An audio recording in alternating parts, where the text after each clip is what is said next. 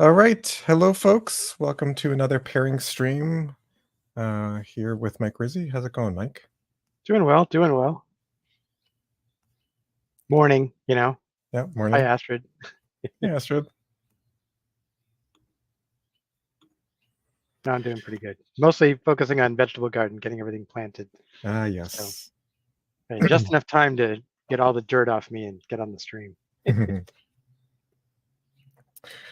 Yeah, and I've been doing a lot of streaming, working on the TDD game, and that's been going well.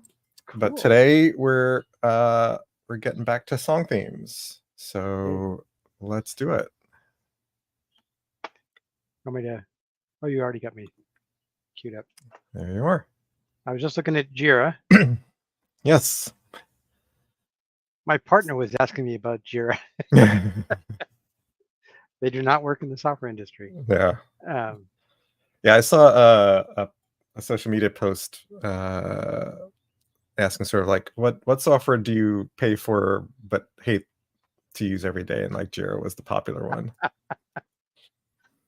And it's like, they own Trello now, right? yeah, they've owned Trello for a while.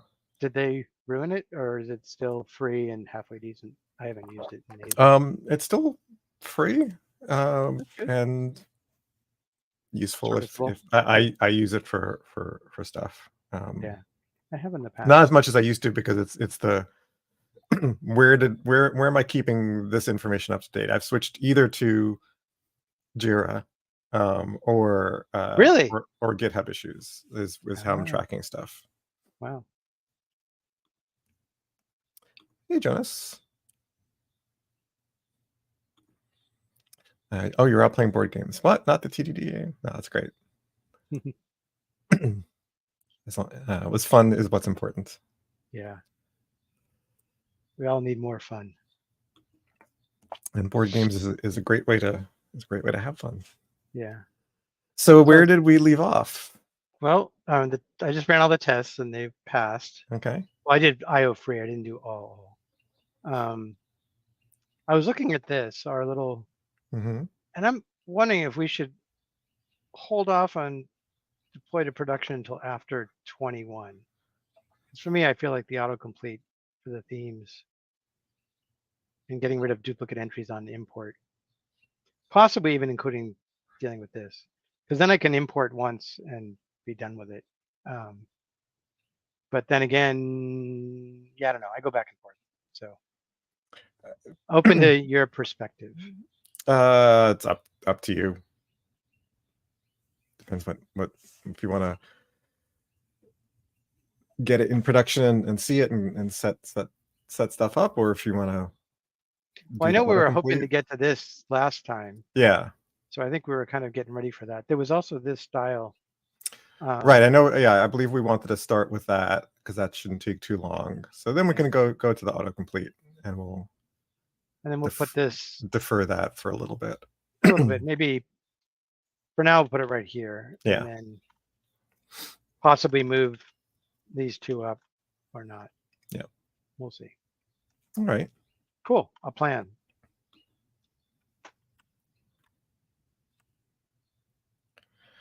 So let's figure out do you want to run all the tests just to be sure that we're in good shape? Yeah. And then we were of a similar mind. I was like, yeah, I probably should just run them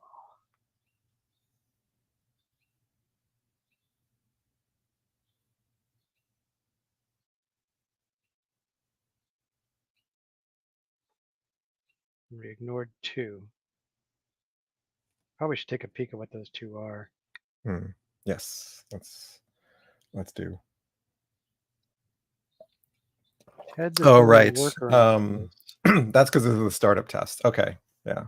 And then this one, that's within, startup test. This is in the same class. Yeah, I should actually put myself a reminder to do that, because otherwise I'll forget. So startup test enable. Okay, I'll make sure to do that today. But wait a second. If it's disabled, how come it doesn't have a disabled attribute? Oh, The whole class is disabled. The whole thing. Yep. Okay. Took me a second to. Yep. And that's funny. It has the exact same error message, or not error message, but informational message. That should have been the clue. Cool. So let's, since all our tests are passing, which is great, let's take a look at our success import template and see what we want it to look like. Yeah, that's this guy. So right now it's just sort of. It's a raw table, yeah. Yeah, it's pretty raw.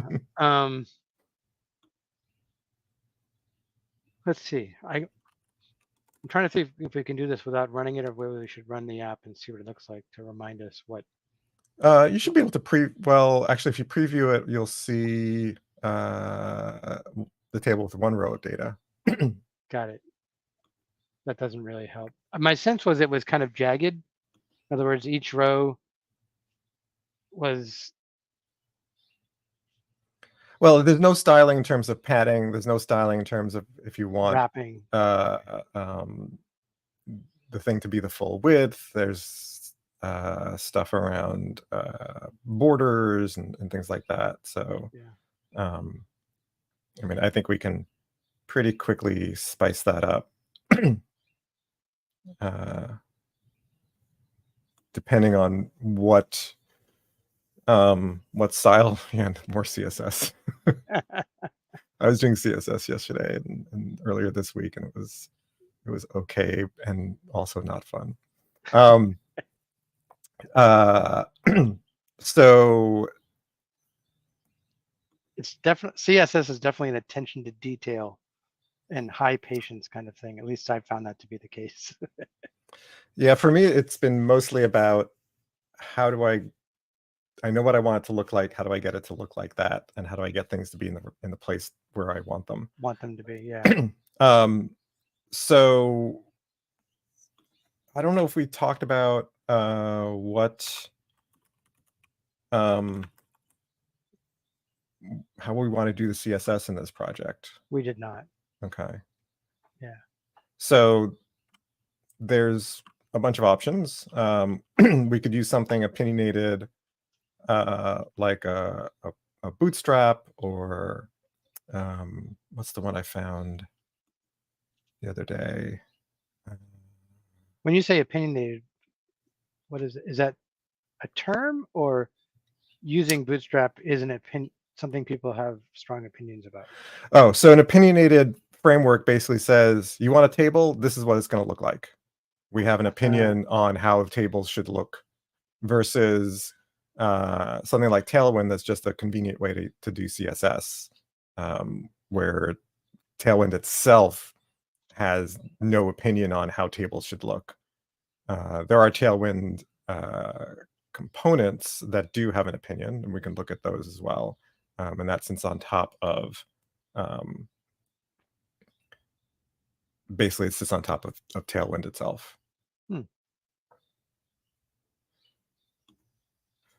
There's another CSS framework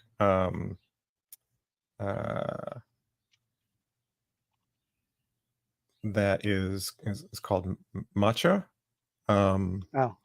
That also is opinionated. Basically, is if you add it, it will basically put CSS on all the stuff, and so you can basically add one line to the HTML and basically see what it looks like. So we can try that. Bootstrap is a little bit. So in terms of sort of opinionated frameworks, there's sort of also two kinds. There is, let me style standard HTML components. You don't have to do anything extra. If you do it like we did with a table with TRs and THs and TDs, then it will style it. Ones like Bootstrap might require you to add classes to the elements to get things organized and looking correct, because they have grid layouts and column and all sorts of stuff. So does one of them have more advantage for being able to use the app to sort of for lack of a better word, auto style to computer versus tablet versus cell? So you're talking about responsive, Thank you. and So responsive means it works in both, and all three of those kind of rough categories of yeah. So devices. responsive means it will look appropriate for each one of those platforms, each one of those things. I mean, there is no framework that's going to do the right thing out of the box, because the right thing is context dependent. Like what, Right. if you wanted to view the imported songs, and you had imported it from, a phone, what would the right output be? Probably not a wide table. Right. But then, okay, so what do you How want often would you instead? do the import, Well, bulk there's import that. style So style? there's Yeah. how important is the import being done on a cell phone? But Yeah. even the search output, you, instead of having a list that is a wide table, you might want the list to basically be more compact. But where do you break things? Do you Right. have two columns? And then other stuff is sort of hidden? Do you have, two columns and stuff stacks? Which things stack? How do they stack? Like, so it's one of those, you have to figure out what's important. The different um, uh, the different sort of frameworks, or whatever you want to call them, for CSS. Um, some of them might provide more help than others, but ultimately you have to decide, if it's not this wide, what do we do? I would personally say, and so none of them prevent you from doing responsive, but they won't. They're not. They may not. They're not going to do it for you. So picking one or the other doesn't matter in terms of the ability to do it. If maybe that answers what your intent was, because it's all CSS. Ultimately, it's all CSS.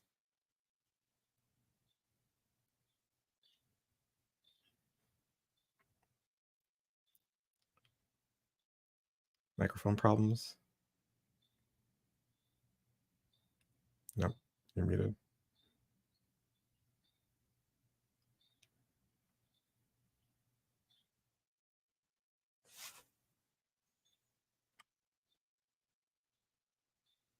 All right.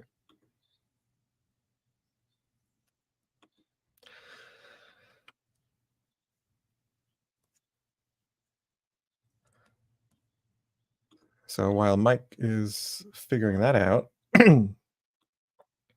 um, I think I'm working again. there you go. No, I can't hear you. Darn. You can't hear me? Oh, Mhm. that's weird. Usually it's the other way around. So while you're figuring that out, so these are the Tailwind samples. So there's sort of the straightforward table, where some of the columns are bolded, some are not. And there's of course links, which we won't need for our use case, but we have spread out, sort of takes up the full width, and stuff is aligned left in each individual column.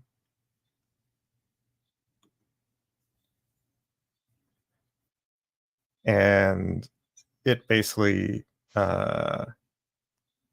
still uses tables and t-head and stuff like that.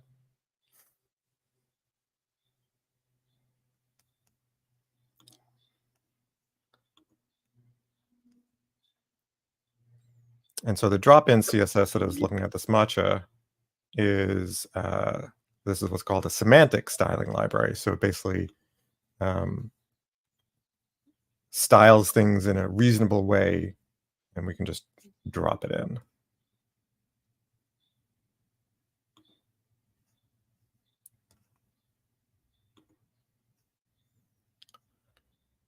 So we would just drop in this link. I think I'm working. Are you working? You hear me? I can hear you. Can you hear me? Okay. Yes. Awesome. All right. I think I need to do a factory reset on this headset. I've had it for like, I don't know, 7 years. So I'm probably I'm pushing its lifespan. So thanks for being patient. Yep. What'd you all look at? Maybe can you so here, I'll add me back. So this is matcha, and this is basically so tables will have collapsed borders. Table rows, there'll be possibly alternating backgrounds. And so this is the semantic one where basically you just drop it in and it will apply styles to the ones that we used. Got it. Versus Tailwind here for this table, we'd have to basically add a bunch of put some divs around the existing thing, and then style each of the style the body of the table, the T body, and the table itself, and some classes on each individual column. And you were saying you could do something like matcha on top of Tailwind. Is that what you were saying? No, you pretty much have to choose. You don't want to mix them up. You can start with Tailwind and then just convert it to CSS, which is what I've been doing, because as you can see from this code example with Tailwind, it's like, really verbose. All the headers are the same. You're basically there's basically a lot of duplication across similarly styled things. Got it. So like, since all of these have the same, padding, and I'm gonna give it a name. Yeah, and so that's this is the sort of the critique against Tailwind is like, well, I have to basically copy and paste this stuff, and Tailwind's response is, no, you don't do that. You create components that have these styles attached to them, and then you don't have duplication. But we're not using a component library, so what I've been doing is basically styling it this way, figure out what looks good. Once I have that, then I convert it into a regular CSS file. Because these are just shorthand for, that's Tailwind is a lot of just shorthand for CSS. So convenience functions are syntactic sugar in a way, where it sort of hides some of the CSS language. Yeah, it hides all the CSS language. So the px py4 would turn into a padding dash is it y or vertical, or just padding colon and then a bunch of parameters. PL4 would basically expand to padding dash left colon 1 rem. So this is sort of the compressed kind of CSS. What do you think between the two? I think let's drop in matcha and just see what it looks like. Okay. Hey, Sweetie.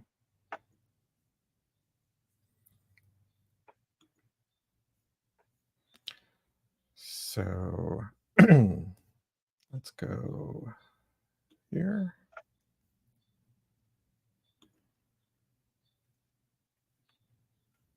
And I'll switch over to your screen. Hold on a second. Oh. Need some warning on that. Okay. So let's so if you go to the top of the HTML file,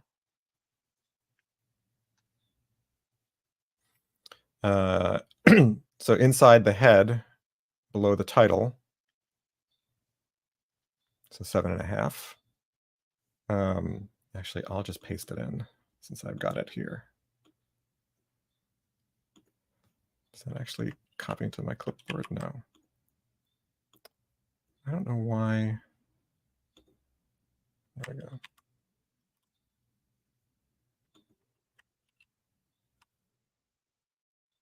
Oops.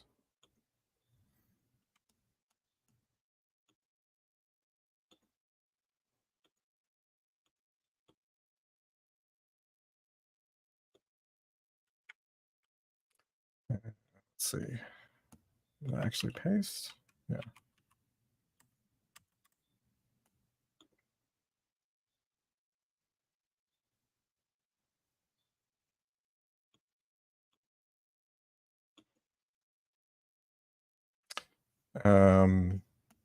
It's not letting me paste into your tuple, so I'll just have to throw it give into private chat. Yeah. Or full chat, doesn't really matter. There it is. Interesting. One negative for tuple we just discovered is. So there is a way for me to paste. I think we just haven't configured it properly. Got it. So it looks like our using tuple means I can't get to monitor 2 where I have StreamYard chat.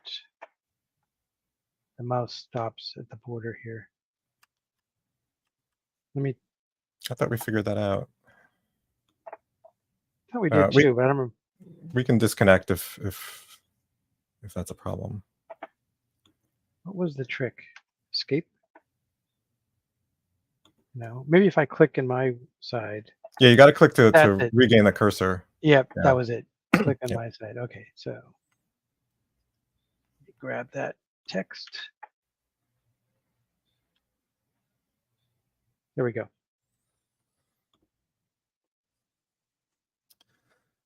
So if you save that, that's what it looks like. Cool. Shall we run it? Yeah, let's run it. Where'd you go? Oh, there it is.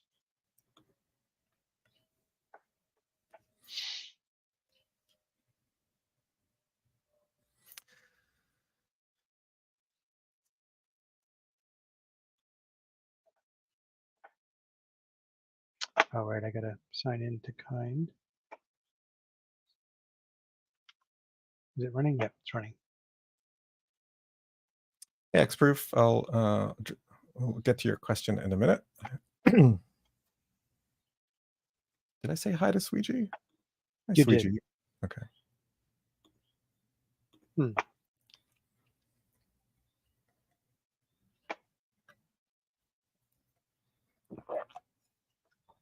Didn't like it, but I think I might have been on the wrong page.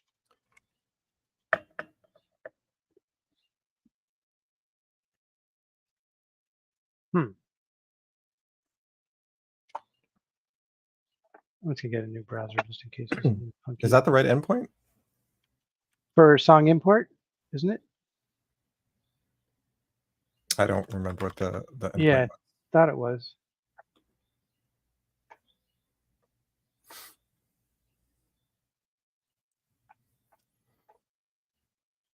Maybe I was wrong.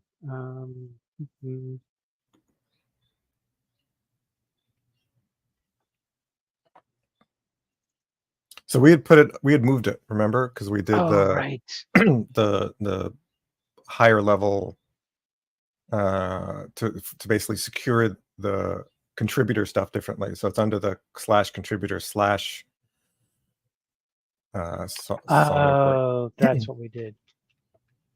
So you can tell if you my autocomplete was. Oh, sorry. You want to have me look at something on the screen? Yeah.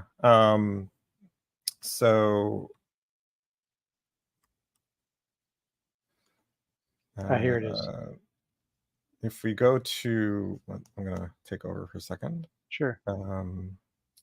Where is it? So tools, window, tool window. Where is that tool?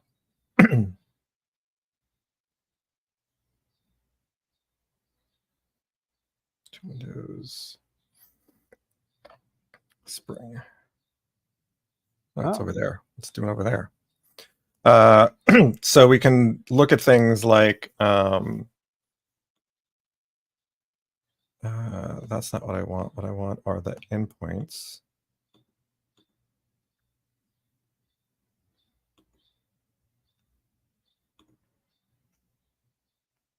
MVC.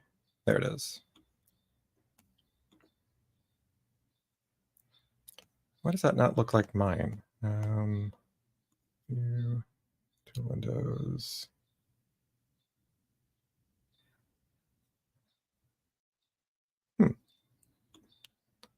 Was there a I'm gonna drag this gear down. on that one?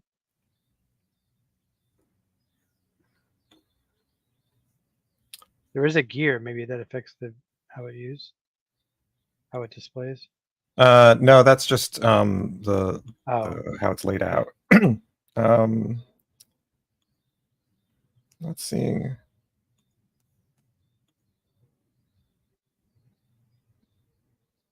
All right, well, I'm not gonna worry about it. I'm not seeing what I expect, so I'm not sure what's going on. All right, you can take over. okay. So I'm gonna bring this back into view. So folks, we're using tuple. That's how I'm taking control of the screen, but it is a little bit of getting used to. Yeah, we're playing around with it. Okay, so song importer. Oh, no, I didn't give enough columns. How do you know? Did you get an error? No, I just. Why not? Why didn't you get an error? But I didn't press import.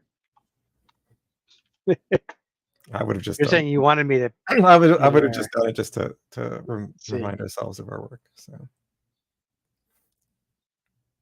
That's not bad.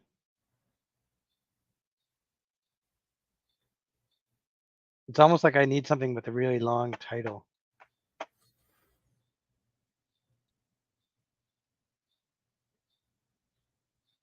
I'm looking for one.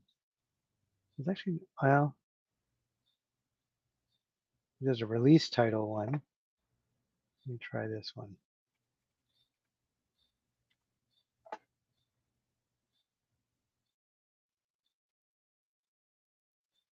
Nope, not that one. Nope, the other one, this one.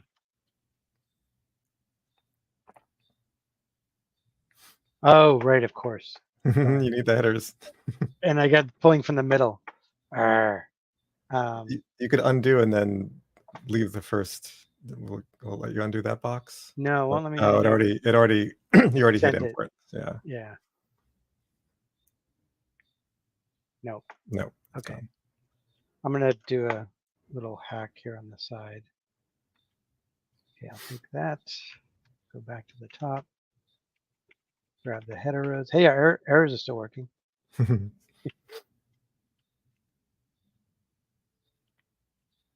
It does lead us to like, is this kind of thing going to happen in sort of real life, or is it just an artifact of us playing around? Yeah. The other. So from well, let me just do this first, see what it looks like. Yeah, so that deals pretty well with multi-line. Mm-hmm. One of the things I was going to say, if I go back to the importer screen, is That's a long title. which one? Astrids. Oh, let me go check. I haven't on that screen. Oh yeah, classic song. Pink Floyd. That's from Ummagumma, I think, right? The name of the album. Is that right, Astrid? What I'm wondering is, to facilitate this, this is like, I'm not saying we do it right now or even, but like, what if we had a separate field that persists, that is, here's the header row. Right. Y'all hold on to it. But it kind of defeats the purpose, was to make sure the columns match up. Yeah. Yeah. Yeah, and also this is, not likely a thing you would do. You'd pretty much, Be just for me. Yeah. Yeah. Well, we know that this is good enough as a UI for now. So. Yeah. Actually, what'll happen if I redo it? I'll probably just get duplicates. Yeah, we're not tracking duplicates. Right. So. Cool. All right. Well, then we can check that off on our Jira. Yeah. Well, we should check it in first. Sure. Or check off the JIRA or first. check off the JIRA and then commit. Yeah.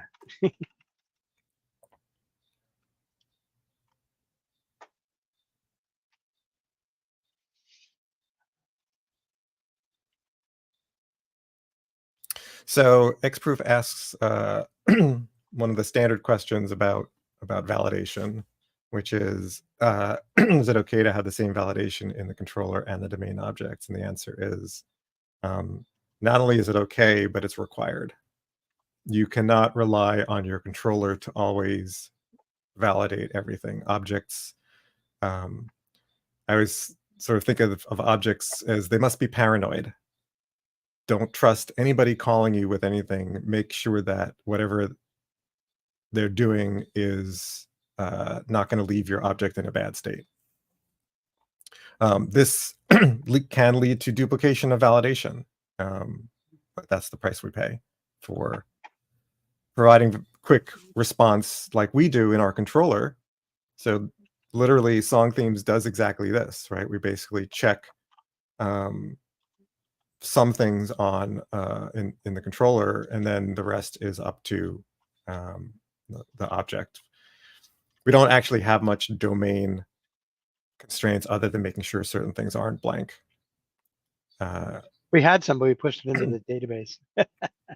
Yeah. So, but I think if we can you open up Song on the bottom there? Yeah. So we do have a check for is that you have to have themes, and we check for blanks for some attributes. So we are doing validation here, but these all throw exceptions. So generally, the way I think about validation is at the controller and application level, we use the result class because we expect things to go wrong. But at the domain object level, we expect you to have figured out what's correct and do the right thing. And if you don't, then that's a bug.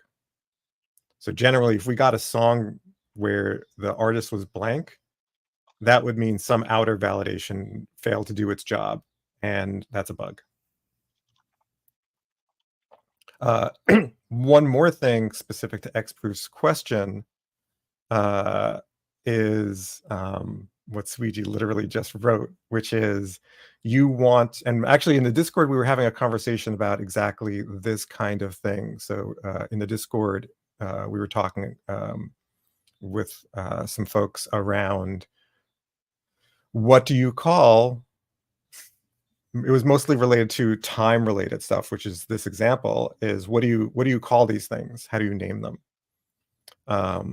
So if you've got checkout date and check-in date, those would be, so checkout on and check-in on would be kind of nicer than tacking on the word date. But the more important thing is the checkout date should be a type, right? Because you want to make or the pair is really a type. Is that checkout must come after check-in. So that's a single object because its constraint is one of those must come before the other. And so you make it so that you have a type of, stay duration or stay period or something like that, where it has the two dates and makes sure that you can't possibly even create that object without the constraint being satisfied.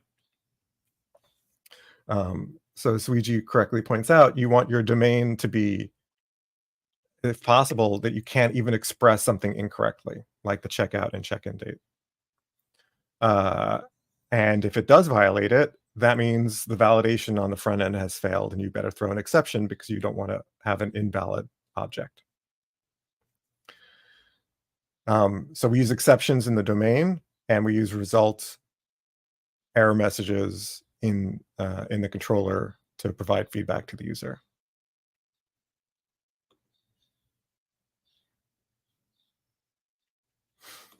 And yes, custom exceptions are the way to go.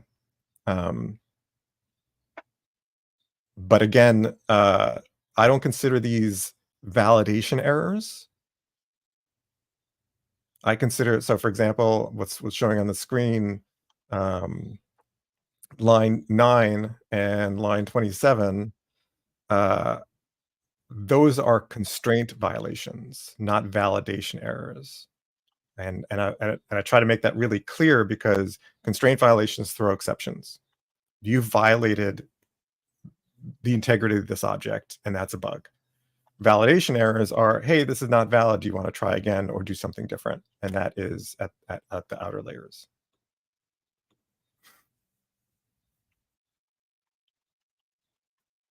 All right. So what's next? Let's see. Autocomplete. All right. So I we think probably want to think about what we want from this. So what do you want from this feature? what I would like is actually, do you want me to just grab that? We found several examples. I could just show if I can. Well, I want you to describe it in English rather than Okay, visually. Okay. visually. We'll get to the visual stuff. Yeah. So for me in English, it's like, how do I describe this? I'm just going to blurt, and it's not going to be good English or grammar or anything. Start typing if matches existing themes, then allow one of those themes to be selected. Sorry, I'm chuckling at Astrid's comment. Oh, catch Yes, exception up. if you want to rethrow it, then yes, that you will throw up a little bit if you rethrow an exception. Yeah, I mean, just the thought of it makes me, Yeah. a little bit, yeah. So let's see. So as far as the initial thing, you start typing. If it matches one of the themes, then it would show the existing theme. Then allow one of those themes to be selected. Okay. There's more. Okay. Allow for multiple themes to be selected. Allow for a selected theme to be removed, e.g. changing one's mind. Right.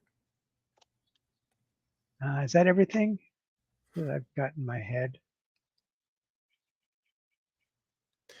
So this is a big feature. So Yes.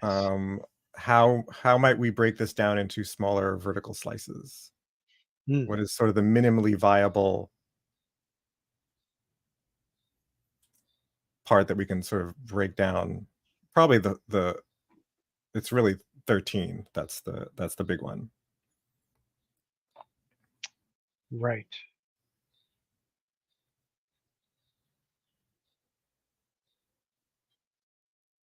Well, you could start by just showing all the existing themes. Yeah. Actually,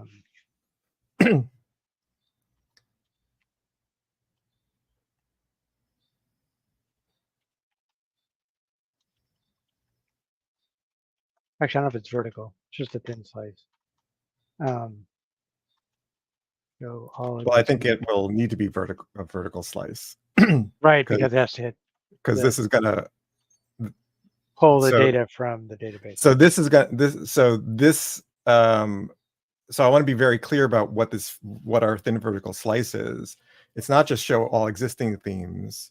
It is show all existing themes and only allow the selection of a single one, which basically translates into an HTML standard select dropdown.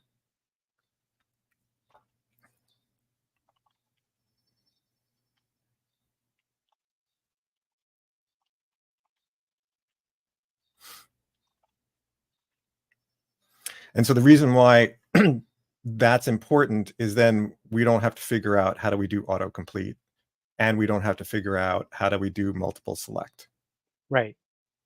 But we're still doing a vertical slice in the sense that we're going all the way to the database, and getting all the themes, building that infrastructure to do that because we exactly. don't have that. We don't have that, right? Yeah, no, very good point. Yeah. And then leave the air quote styling, which is more than the styling, but a more complicated UI till later. Right. Makes sense. Yeah, and that's why I wanted to push on this, is because there's two big unknowns, which is one is the UI part. How do we do the UI? How do we do autocomplete at all? And then how do we autocomplete with multiple things? And that's just a lot of work on the front end without knowing, are we getting the right data? Or where do we get the data from?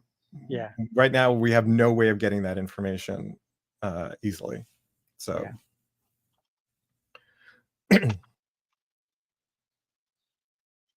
So break down the story into smaller bits. Yeah.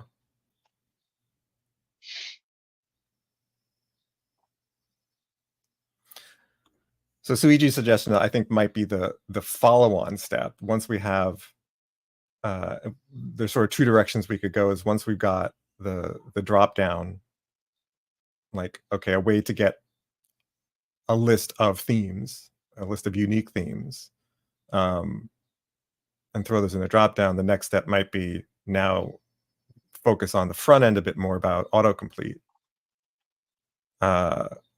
The other way we could go is get the list of drop downs, and it's just static, basically a static HTML page, and then go to multiple select, and then go to autocomplete.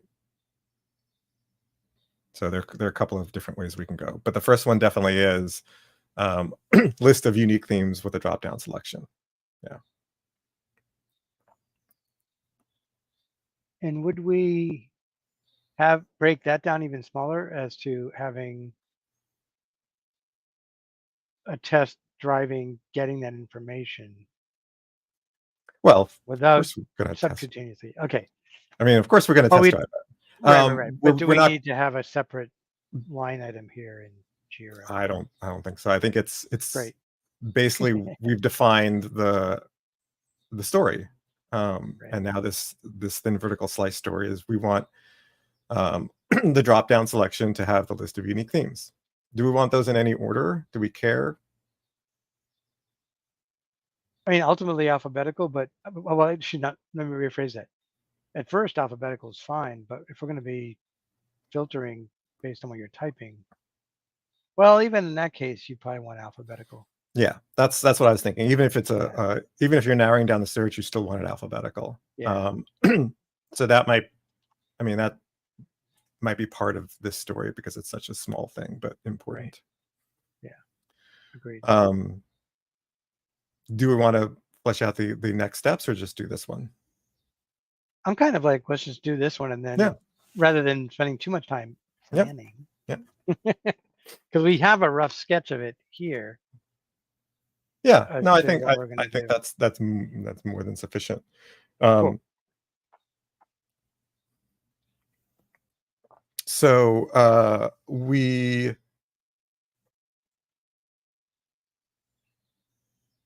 don't need, well, might be interesting to have an HTML test, but I think we can skip past that, and it's basically a test against start testing against the controller. Right. So which controller is that going to be? I was just gonna which controllers do we have? So this would be on the theme searcher. Yeah. Oops, I gotta move down to the production code panel.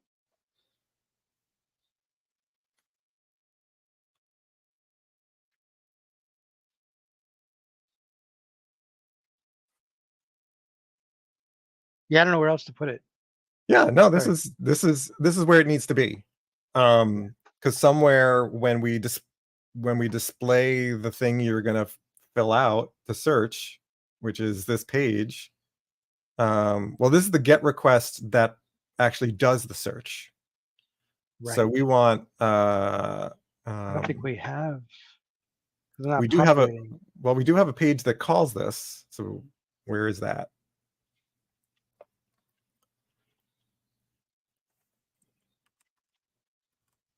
I was just taking a look at. So I think if we drop this down, we can go to declaration or usages. Oh. And so we can see. So it doesn't show. Is there another option for?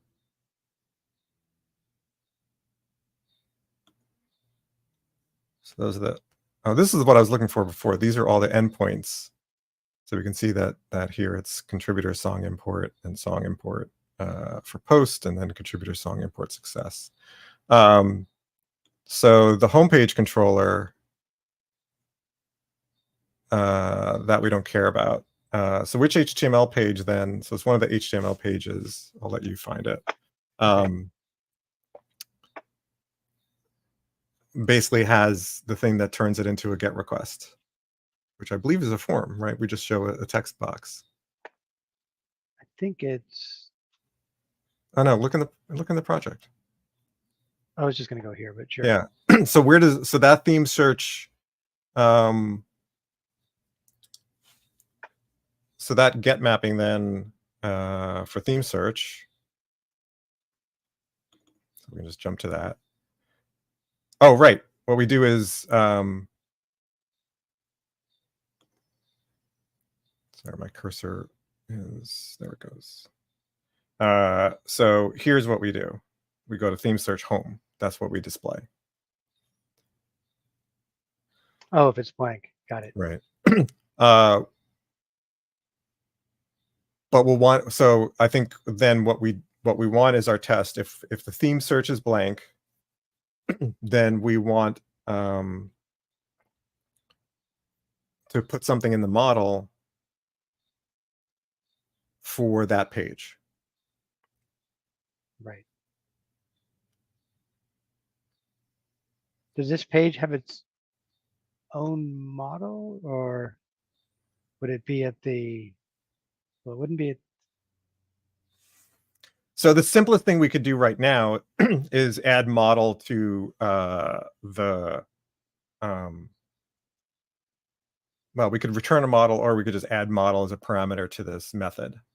But this is basically the method that we would start writing the test at, because this is just below the HTML. Right. We've currently got some dream search tests. Yeah. Yeah. Oh, there's a model there. Yeah. Oh, I guess it's at the end. So maybe we want to put a new line. Oh, right. Well, and close the right hand window. Yeah, close the right hand window, and then I'll. And it was this one, right? Yeah. Yes. Okay. So there it is at the Yeah. end. So we've got the model, and so currently we're using the model to populate the results. If you wanted to break, would you do that? Yeah, I would break it there. Sorry, I would break it. Well, I'd break it before model. That may or may not be very, very much help. And then I might also break it before the string. Yeah.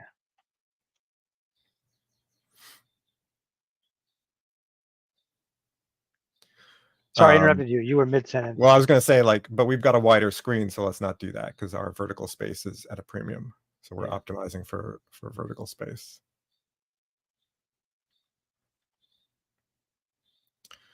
So what we have is we add the search results here.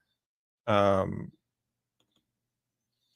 what we can also do is before we go to here, but basically before we return the template, we can put stuff in the model here, and then this search page home can display it, display whatever list we'll provide of the themes as a dropdown.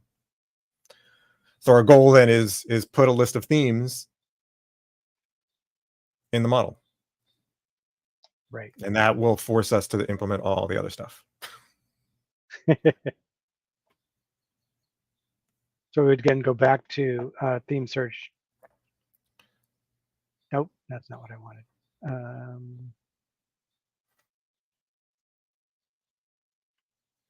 thought there was multiple. Yeah, here we go. Yeah, Test. tests. Yeah. So we want to go to that test file. And then move the test to the top. Yep. Nope, not that far up.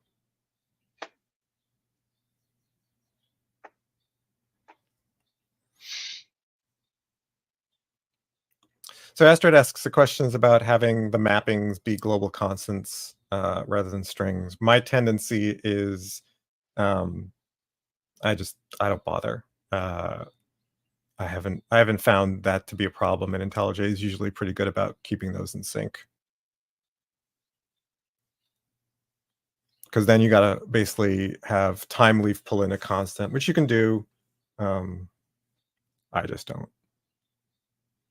Probably maybe with a larger project, I might do that, or if there were lots more usages of individual mappings, then I might do that. But let's write a test. Okay.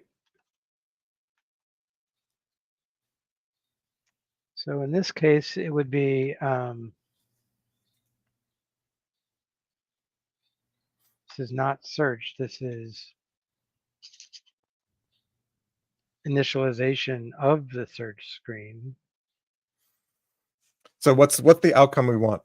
That's what Yeah, that's true. what I start Yeah, with these days. yeah, you're right. The outcome.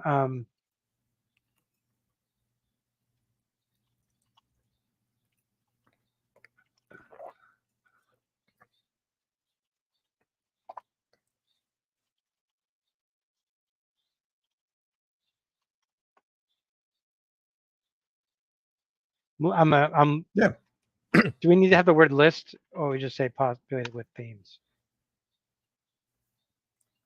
I'm fine with either. Okay. Themes is without the list is a little bit more flexible. Cryptic. Yeah. I feel like list was like we're committing to using a list. It will likely be a list True. because so maybe list is actually important because ordering is important. A good point. And do we want to say with ordered list of themes? Yeah. Or, but do we say how it's ordered? I would. So I would say ordered alphabetically. Yeah, That work? works for me. Okay. Cool.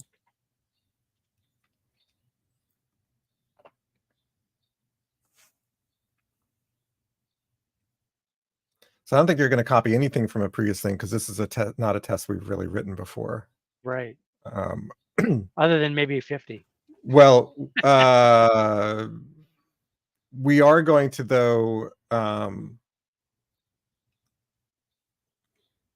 We're certainly going to need to do some preparation, some setup part, but we can figure out the assertions part first. So you could grab the model and call the method.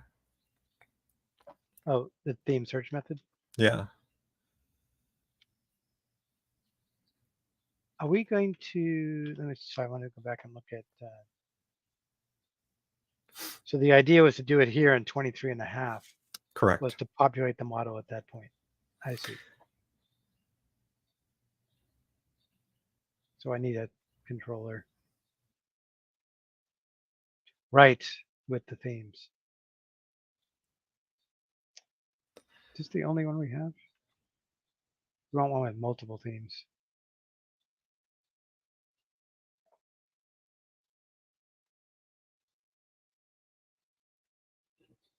So is there a reason you're not copying that to start with? Oh, yeah, I was just looking at it to try and get a sense of it.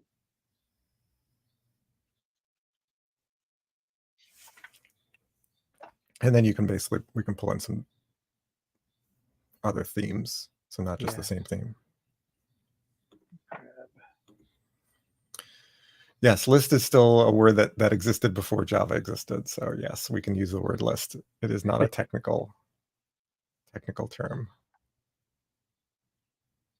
Interesting. Now we got, okay, cool. So let's,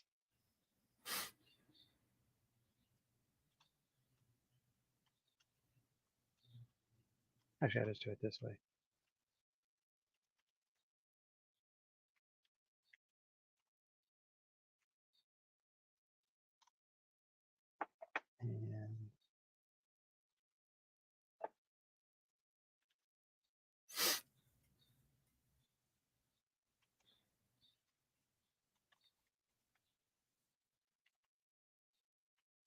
Now is create song, allow multiple themes?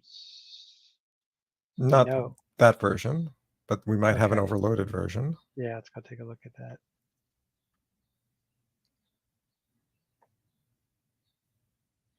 Yep, Yeah. there is an overloaded version. Yep. Okay. So this one, I would want to change it because see, this song is about New Year's Eve and Halloween. Do we care? So what's our goal for setting up the data? For now, this is good enough. Yeah, you're right. You're right. So I think what we want data that has more than one theme. Basically 2 themes or more. The number of songs is irrelevant.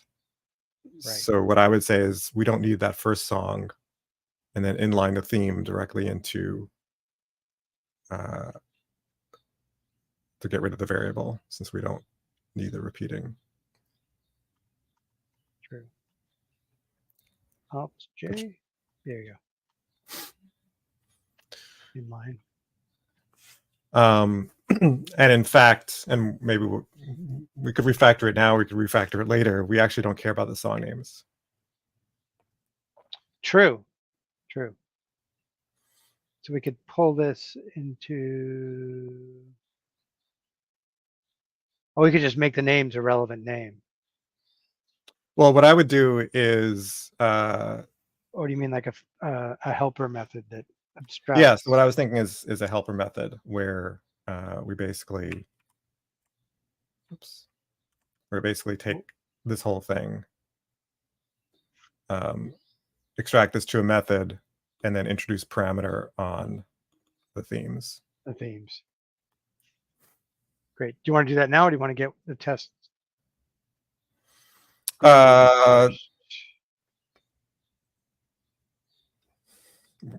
Either way, we're going to do it either way.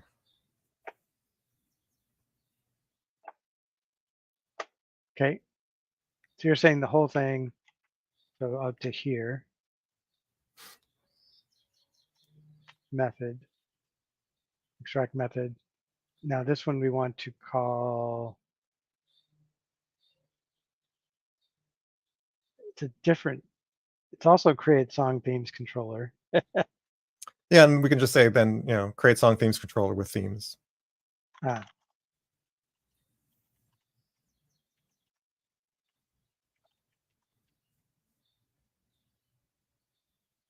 then go back to the code. And then. So you want to go to. Yeah, so you want to then extract, introduce parameter on the themes. Yeah. Introduce parameter on each of them, or variables. Oh, they would come in as what, a var args?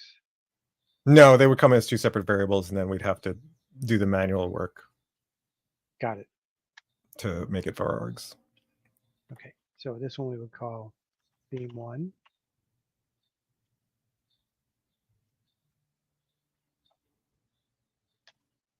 Oh, wrong one. Did I do parameter? Yes, you did, and just select the first one. Yep.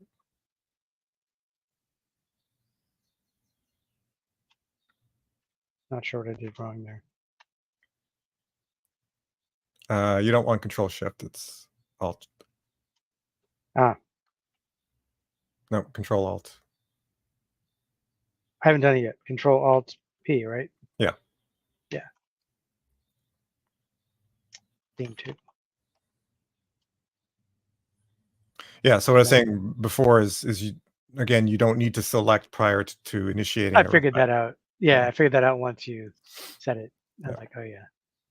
Okay, so now we've got that. So the capitalization of New Year's is bugging me. Is that important? No. I'm okay with probably for the data entry part. We want it to be, when we actually search, it's not the case insensitive, but for putting it in, this is basically what's going to be displayed. Right. So here we don't care about the view name, and that we explicitly need that to be blank so that we get the search page.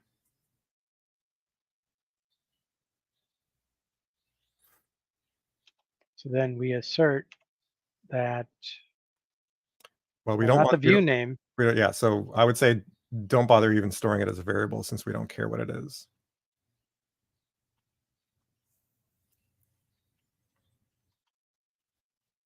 Right.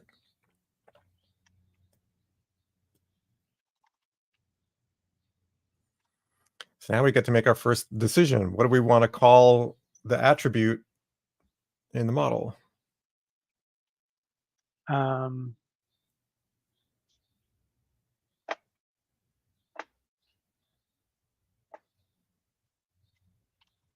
Maybe current themes. I didn't want to just Current, call it themes by itself, why but not? available. Why not just call it themes? Really? No, I'm wondering. That was actually a question. Why? So Oh, what was your thinking? Why did you not want to use themes? it wasn't. I was thinking that in certain contexts it might not be clear, but I guess in this context we're saying, hey model, what are the themes? Since there is Yeah, nothing else in the model, I think that's fine. right. So what I Yeah. would say is When hit we need enter to, to. Well, sorry. yeah, I mean, eventually we're not going to even have this, so it's sort of not worth trying to figure out the best name for it because eventually we won't be returning all the themes directly to the controller. We won't? When we start doing auto search, we won't. The autocomplete will not. You will not. We will not load all the themes into the front end. Oh, I thought we would, and then the front end would just filter them No, instead of because having what to if go all the way there's to the, what if there's 500 of them? is 500 too big for a front end to handle? Like at what point does it performance hit versus, I guess that's the trade-off, which you can only know by measuring. Yeah, so Is we might, and it depends on how we implement the front end, but there's no guarantee that we'll do that. right. Since we're likely going to use HTMX, we would not be loading the full themes. We'd only be loading the ones that match the current search. But we're still a ways away from that. So Yeah. So we would check to see if, actually, no, not is equal to. So is the attribute going to be a list of strings? mhm. So it contains exactly. Contained, that's what I thought. I was like, what is the, So what I would suggest is before you type that, pull model get attribute as a variable because we want to cast it. ah, So you don't have to select it I know. as you Do, select it. You don't, and you don't, and you can be anywhere and let it right. give you the expressions. So what are Yeah. we So doing? we're going to Oh, extract this to a extract to variable. Yeah, a variable. Okay, so, and and that's that's the what one we we want. want. Yeah, Works for me. yeah. And then we can change object to what we actually want it to be.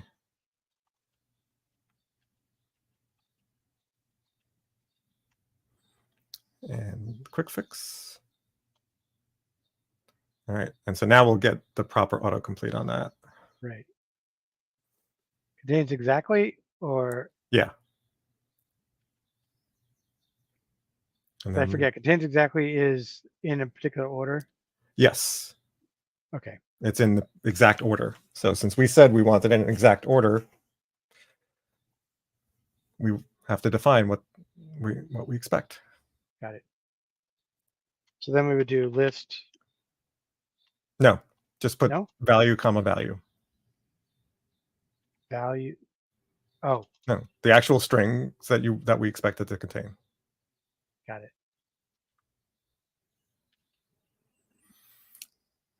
So that's not what the assertion says. So basically we said in alphabetical order. Those weren't in alphabetical order. Oh, those are not alphabetical. In English, Halloween would come before New Year's. Yeah. Sorry. You deleted too much there. Yep. I think you could have had IntelliJ swap it, but I'm not sure if it would have worked. So it's a quick fix. No, I guess not. All right. No. I thought it might. It's one of those where it's like, I wish it would have, but yeah, because that would be helpful. I think it only does it on parameters, not arguments. All right, so that's our test. And let's see, how is this going to fail? It'll create the searcher, create the model. Theme search passing in nothing will just return a model that is empty because we haven't added the attribute. Right. So the get attribute will fail. I don't know how those fail. Does that throw an exception? No, it returns null. So we expect actual not to be null is the outcome. Because when we try to assert on themes, it first checks to see if it's null, and it will be null. Right. So 69 will say themes is null. Got it. You might want to stop the application. Yeah. And let's run our tests. Yeah. Give me a second. I want to find one of those shortcuts that I've been meaning to learn.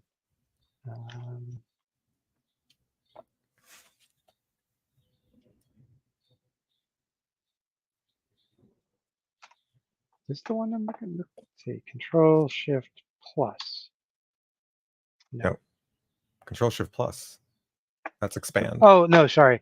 Control Shift semicolon. Yes. But it only shows recent tests. Yeah. Once you've done it, then it becomes a recent one, but it doesn't show all your options. So then the other way is to do Alt Shift F10. Yes. And so you can start typing to narrow down. So any dialogue in IntelliJ is you can start typing and it narrows down the selections. Got it. All right, fails as expected. Sweet. So how about we take a break and then we implement it? Have we really gone an hour? More than an hour.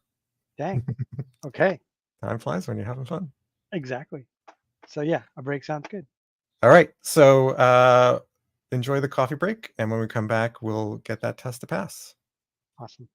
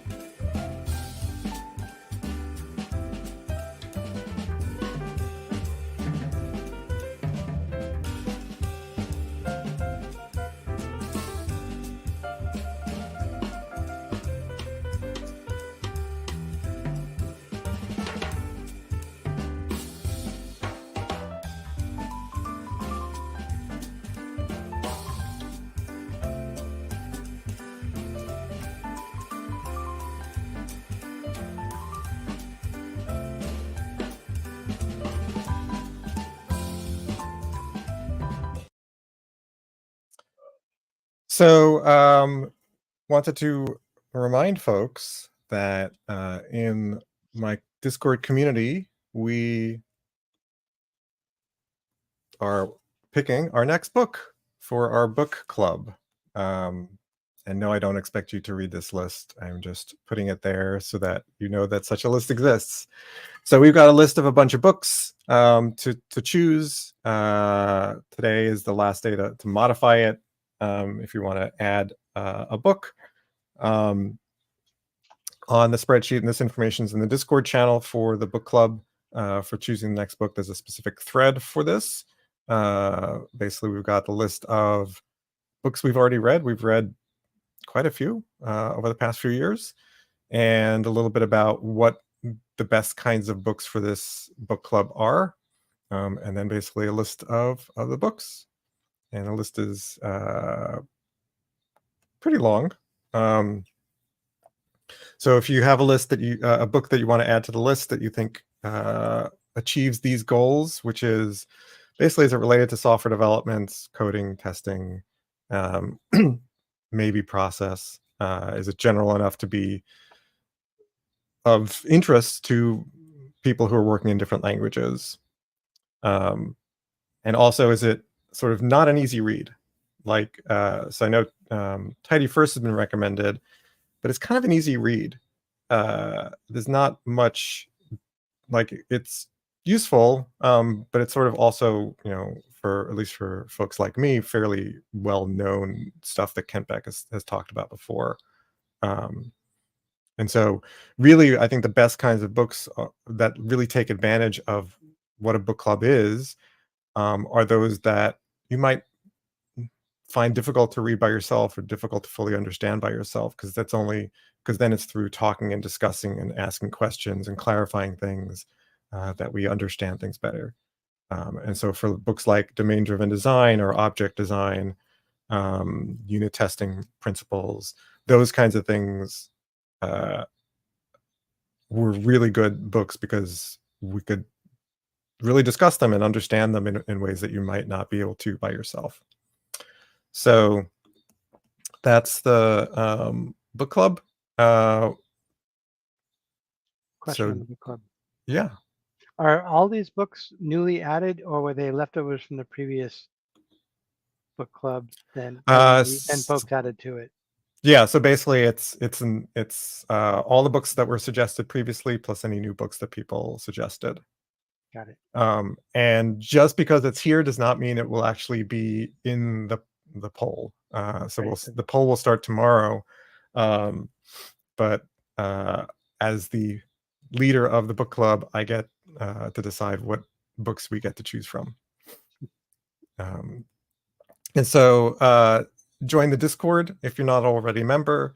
If you're a member of the Discord and you're not a member of the book club, then go ahead and send me a direct message. So send a direct message to Jitter Ted, and I'll add you to the private book club area.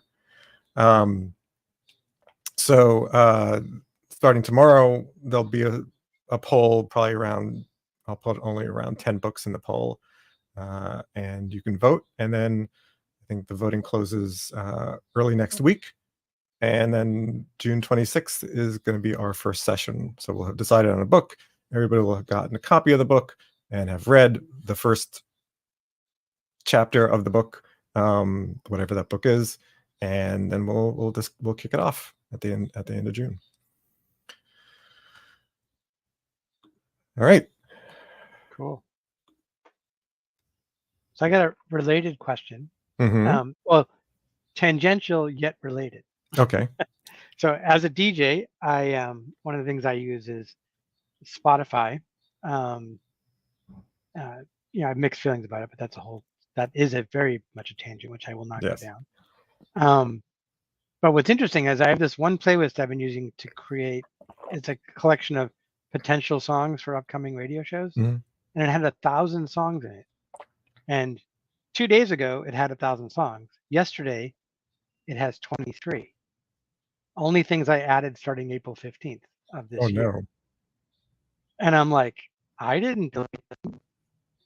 So that's going to be one of my tech support if a product like Spotify even has support, right? Yeah. Now, some of these tools, it's like you're SOL, You can post in a forum and maybe somebody will look at it. Yeah. I mean, this one I'm paying for, so I feel like there should be some support. Yeah. But With yeah, the with yes, I'm with you. When you said yeah. my brain is thinking the exact same thing. But so if anybody's ever heard of it, anything like that, and have any ideas, love to know. But yeah, that was my latest frustration last night. I was like, Yeah, it sucks that we can't and you can't export that data. I thought there was ways to export the data using tools because I thought they had an API for that. Oh, maybe external tools. Yeah. That could be. But yeah, it's like if I can't export my data and I can't trust you to keep it, then what are we doing here? Yeah. All right, so we got a failing test. It failed as expected. Right. Should we make it pass? Sure. So the simplest thing. Mm-hmm.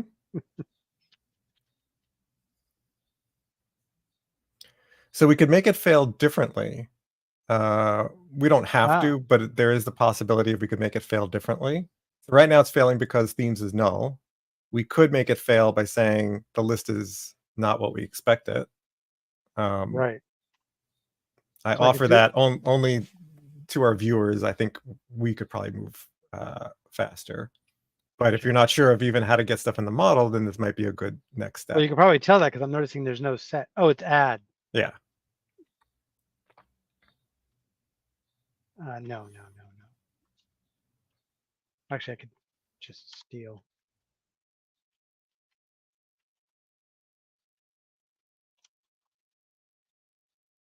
Now here,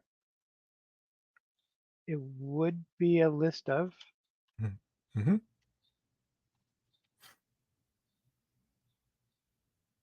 And then. So you could run that. It should fail differently, right? Because Right. now it's not going to be null. So this is a good little step because it tells us, did we put anything in the model correctly? Is it getting added to the model when we expect it? Yeah. And then we can worry about how to get the contents correct. And so Right. it fails exactly in that way. Yep. So then we could just blindly add this in. Mm-hmm. You got an extra paren. And that's why we run the test, to find those extra parens.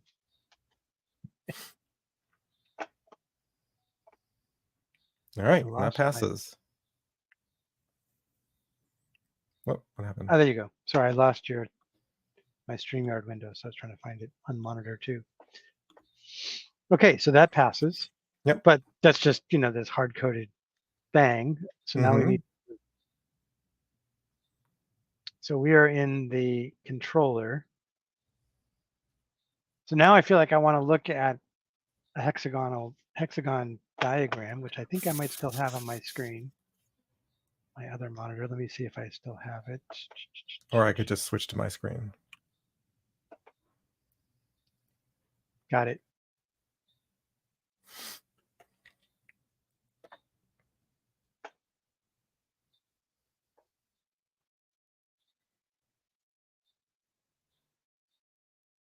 Of course, the movement part. Zoom in and out.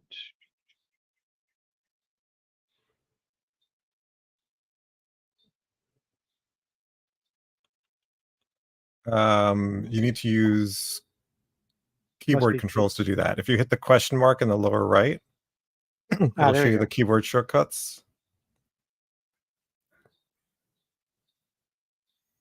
So if I want to move. So zoom in, zoom out is in the bottom middle. Control equals control minus.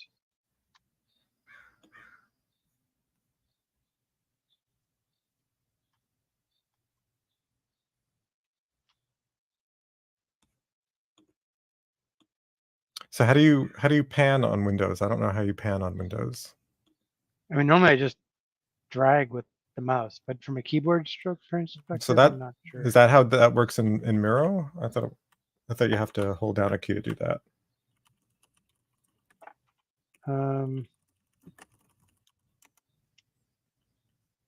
Yeah, you hold down Shift and right click.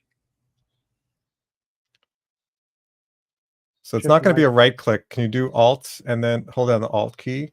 And so that doesn't work either. No. We probably shouldn't waste folks' time with this. Maybe let you share. Yeah, I'll have to figure out why. Let's see.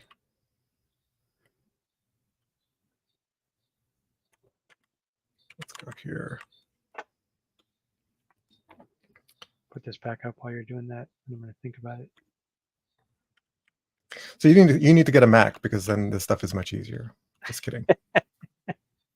JK. Because it's really easy to scroll it. Or you yeah, need to track my other tools it works fine, but I don't know. I've never used TL drop until just now, so.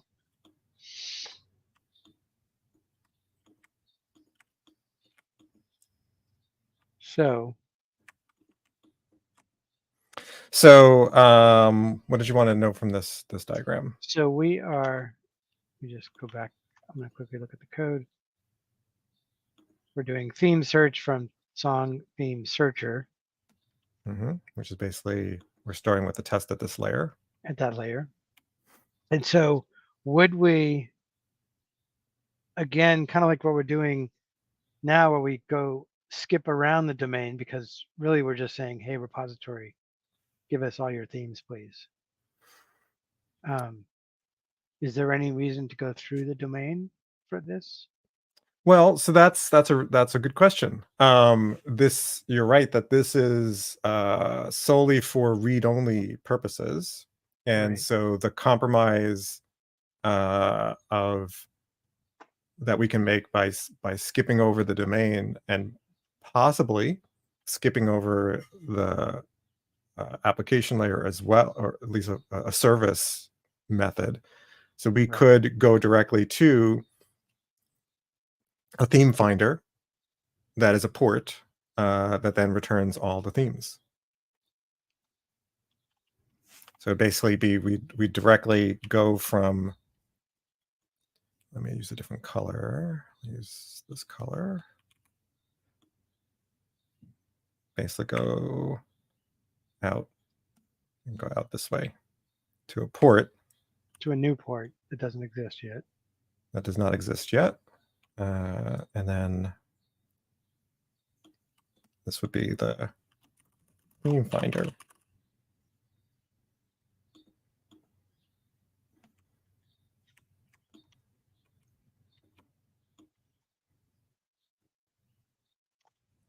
When do you differentiate between using the word searcher and finder?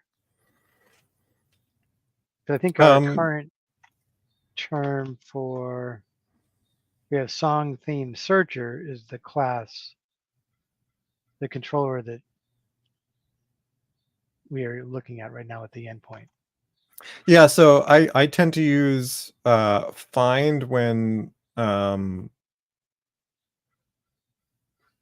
like at the repo level kind of thing. I mean, it basically is a repository, and so I tend to think of it as a in this case a finder. Some people name it just themes because it's really all the themes. I find that a little bit too easy to misinterpret. We're not searching for anything. There's no criteria that we're asking for. It's basically just give me everything you got.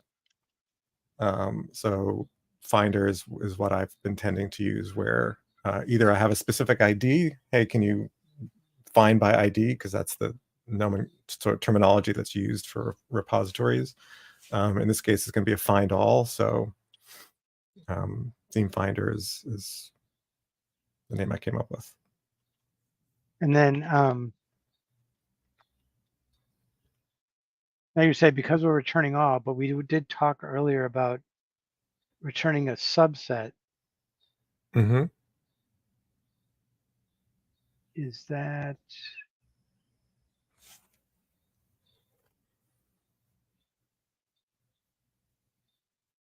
I mean, Then would we still go direct at that point, or is it too much Yagni because we're not there yet? I don't know. Okay, so we'll just stick with this for now. Yeah, works for me. Yeah, I mean, like Astra says, it's like, search. You may or may not find it. You may not find exactly what you want.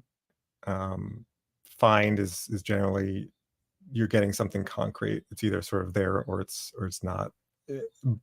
But again, this is all, whatever the common usage is, and so whatever we decide is fine.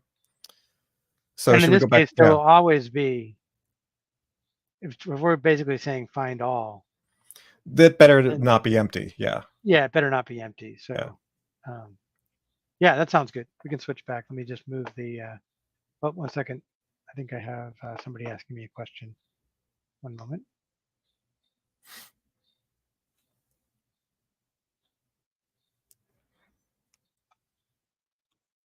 Okay, I'm back. All right. Question from child.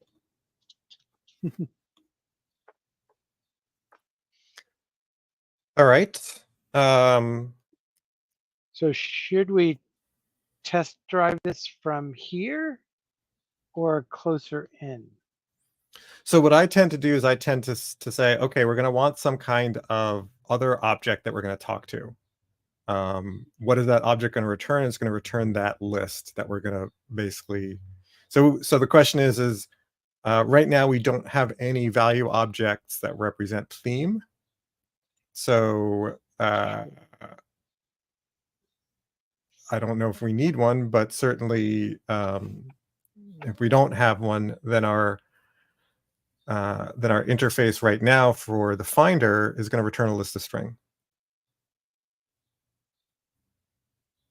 Right. Do we think we need a value object? I'm trying to think about this. I know we had it as our nouns in our ubiquitous language. I mean, we may want to. What sort of constraints or validation? Yeah, I mean, it's.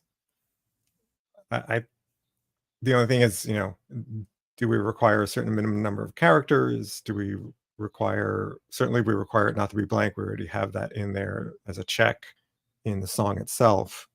Right. Other than that, yeah, I think again, Yagni. Let's just stick with strings, and then when the need for the type shows itself, we will then refactor to it. Yep. So what I would do is then extract the list into a method, and then we can take that method and move it to a new object, and then that, or we can then extract that as a delegate. Extract it as a method for now, and then.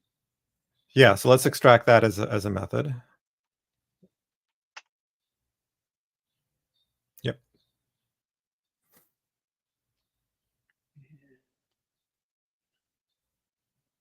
Find all. Yeah.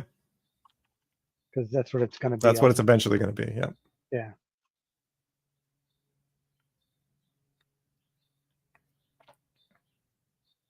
Where did it put that? The bottom. I'm just going to move it up close to where we're working for now, even though it's going to move shortly. It's going to move next. Okay. So then we're going to move it into a class that doesn't exist yet.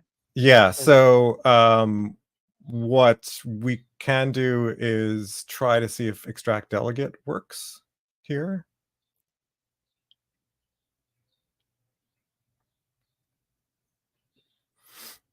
And we can give it the name that we came up with. And this would not be in the inbound adapter. It would be outbound. No, it's not an outbound adapter either.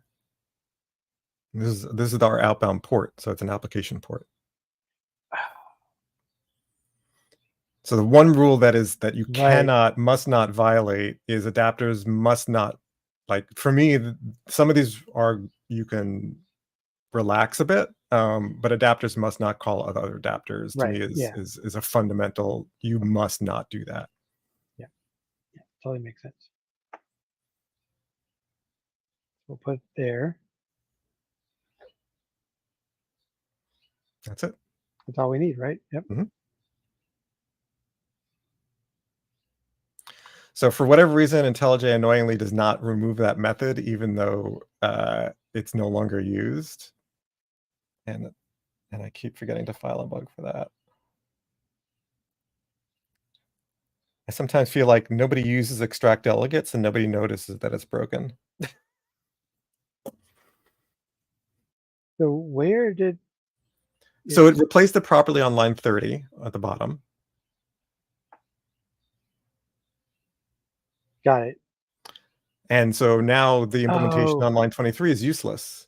Because it's not being used. It moved it when it extracted delegate, it now literally delegated to it, but then it actually replaced what we wanted it to replace, which is line 30. And so therefore line 23 is not used, and you can just do it to safe delete. Safe delete.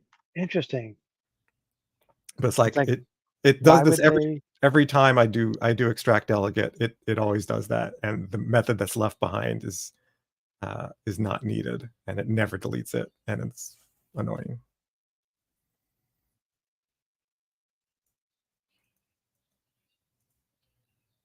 So we've hit our quota for IntelliJ bugs, although I don't count this as a new one.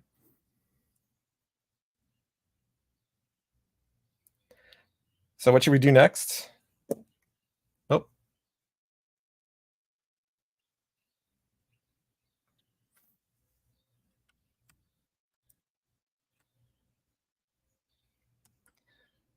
Well, what we should do next is run our tests.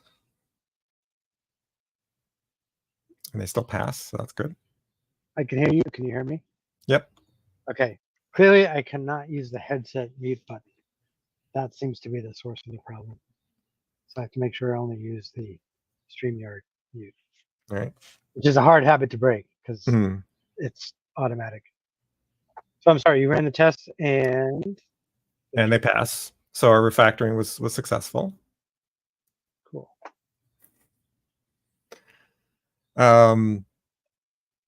So now we can go to Theme Finder and take a look at that find all method. We can sort of guess what it's going to look like since we've seen it. Right? Yep. And so now we need to before we sort of start test driving Theme Finder, we need to create that, make that dependency available as they say, as an injectable dependency. Right, because it's supposed to be a port, but here it's a concrete class. Yeah, I mean, that's fine because that's the next step is we'll extract it to an interface and then have an implementation and so on. But right now, it is not an injectable dependency for the song theme searcher, which we need it to be. Okay. And IntelliJ always adds in the delegate the empty constructor, which is like, okay, that's fine. I'm less concerned about that because at least can be somewhat useful. Hey there, Full Nuffle. Welcome. Hey, Nuffle. It's been a while. No, I think Full Nuffle was our last stream. It's been a while for me, I guess. Okay. Yeah.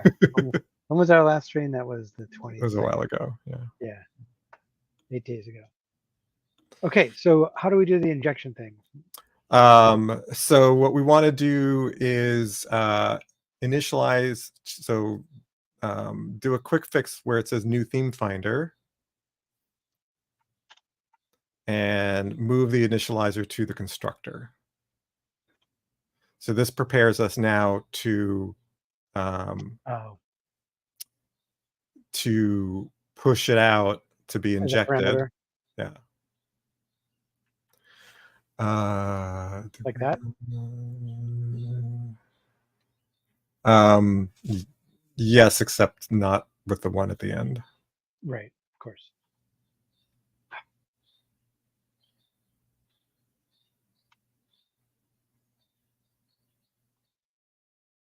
does. Oh, that didn't. Wait a second. No. That was not the.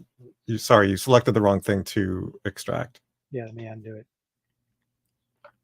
You want to extract the right-hand side of the expression. This part, Mm-hmm. which I did not need to select. Correct. To a parameter. Correct. And now I get rid of the 1. Yep. Will it put the this in front once I Yes, do it will. that? Ah, okay. Sweet. And now it's not getting called. So now in our tests, we're handing a new theme finder, which is what we want. It's complaining there because now Spring doesn't know how to get a theme finder when it needs one. Right. So let's make sure our test will pass, and then we'll fix that. All or IO? IO free, because all will fail. Right, because the Spring auto wire will fail. Yeah, we could run it and see that it fails, but we know it's going to fail. Okay. Here we don't need to actually run the test to see that it would fail. So let's go to our config and set up a config for this.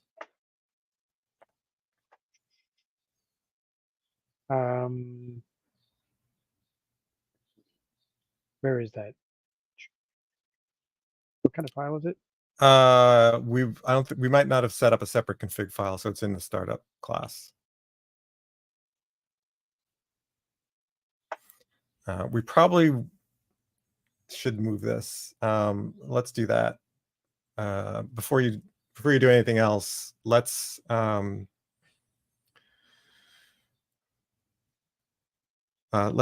make a. I think the easiest way is if we make a copy of this class. So if you hit F5, we can make a copy of the class, and this will be our config. So instead of startup, it's config. Oh, meaning like that. Just change that. Exactly. Yes.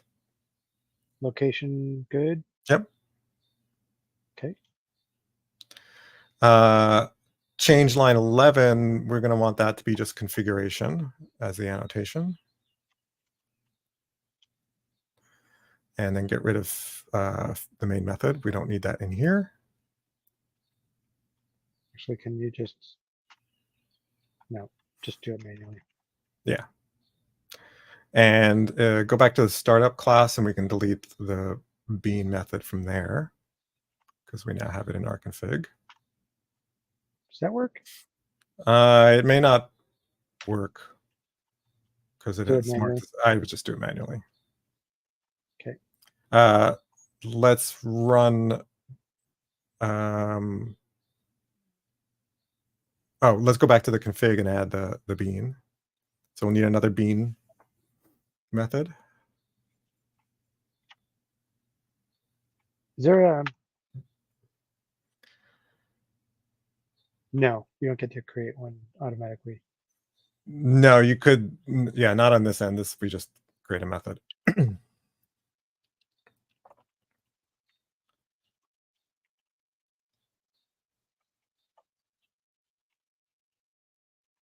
Yep. I I don't know why Cody thought we needed to pass anything in. We don't. Theme Finder is currently independent of anything. That's correct. All right, if we run all the tests, they should pass. Yeah, so we predict correctly, you get to move around the board.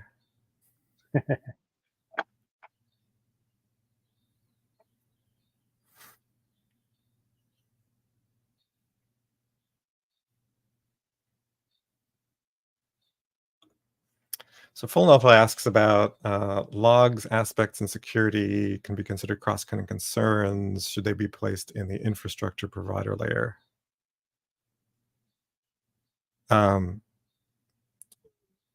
If you're doing aspects to implement your logging, or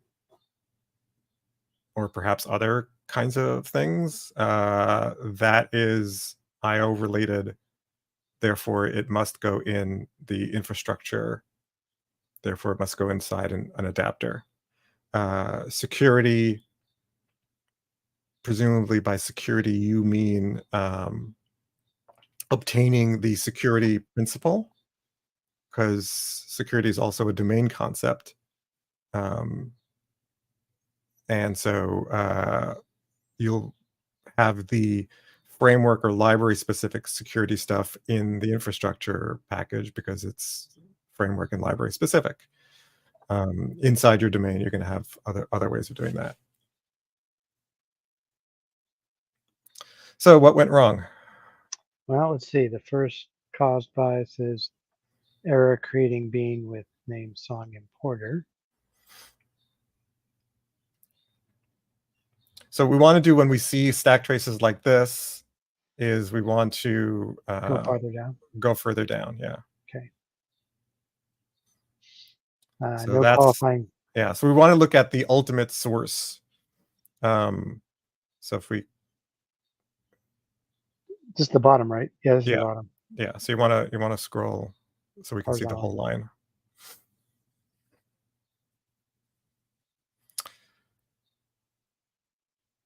Oh.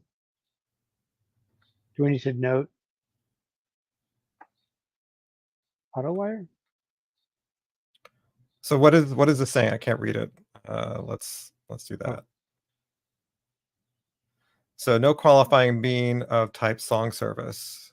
Okay, so it can't instantiate song service.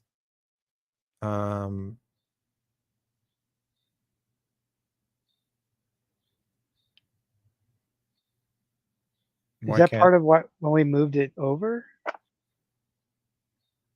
remember, this song service was under startup. That's fine, but it's in a configuration class, so it should be picked up. Except in our tests, it won't be. So we need to explicitly add that. So, and this is where sort of some of this stuff gets a bit annoying. So, but what we want to do is also just make sure what's going on is here. So it's saying error creating bean with song importer, right? And this test is about the song importer. So if we go to this test, we see that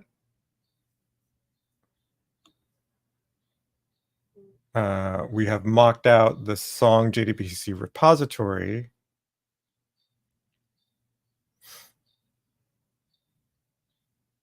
But song importer. And where's song importer even being used? Song importer is actually what we're testing against, right?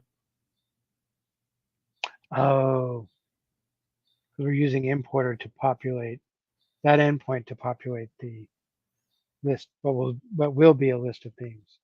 Yeah, so this is a WebMVC test. So what happens with WebMVC tests is what's called a slice test, which means it only sort of makes available the controller, which is the song importer.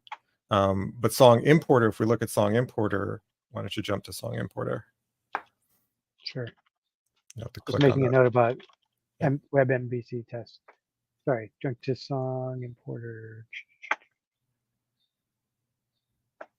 So it requires song service, and song service is no longer, when it was previously defined in the Spring Boot application, it was always there.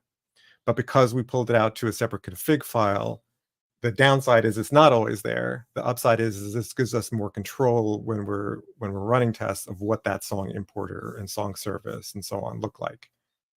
For now, we're fine with that configuration, but we have to explicitly import that configuration into our test class. Let's go to our test. You've got a, yeah. And let's go to the annotations at the top of the class.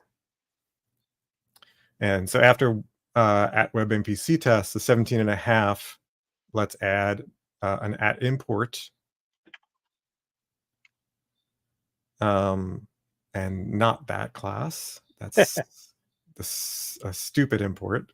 because like you're importing yourself, which makes no sense. What we want to import is the config file. So that's the song themes config. Yep. And if we run that test, those should pass. No, line 20, no, 23. That's just going to take you to being stuff. Oh, I see. Yeah.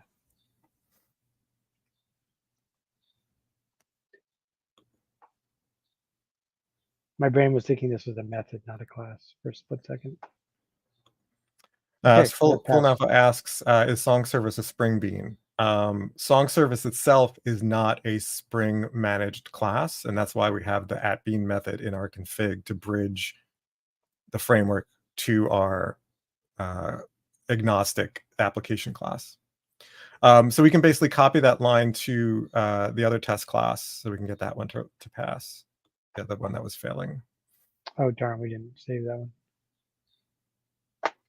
We'll just rerun them all. You can just run all the MVC ones because those are the ones that are going to fail. Yeah.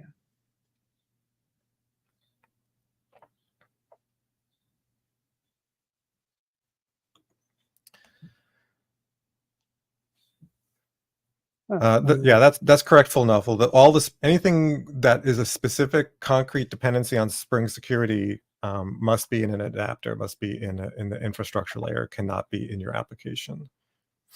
Your application, everything inside the hexagon must be agnostic, or should be agnostic. There's cases where if it's not doing any kind of I/O, then it's fine. But in general, especially for things like security, that you want to keep out of your hexagon.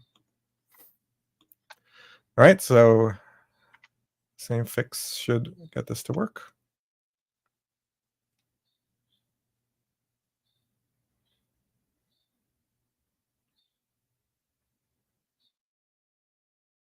Looking good. All right.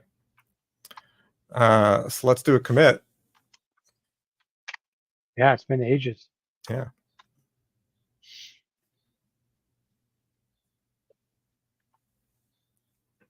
We did so much. I'm like, how do we summarize what we did? Well, first we thing didn't actually do that much. It's just we moved some stuff around.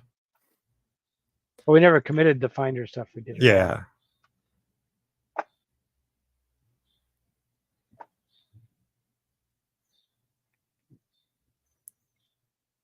I mean, I think it's pretty much we started work on retrieving all themes. I like the rest is detail. Yeah. Cool. Committed. So Jonas asks, if I define an adapter that retrieves the current username from the principal, would I consider that an in or an out adapter? It depends. So on an inbound adapter, like with an MVC endpoint, I usually basically have a parameter that's the principal, and that gets passed into the method call when Spring calls it. So that's on an inbound side because Spring is providing it to me. It is sending it to me. It is sending it as a parameter to my getMap, postmap method. If you have somewhere in your code where you actually need to explicitly from your application go out and grab the principal, then that would be an outbound adapter because you'd have a port that says, hey, I want to find out who the currently logged in user is. And so that would be an outbound port. And then the implementation would probably be one or two lines of code of looking at the current context and returning that. I never do that because I always like to provide information and not force the application to request it if I have that information available. So it's a lot easier just to say, hey, Spring, always pass me the principal if I think I'm going to need it.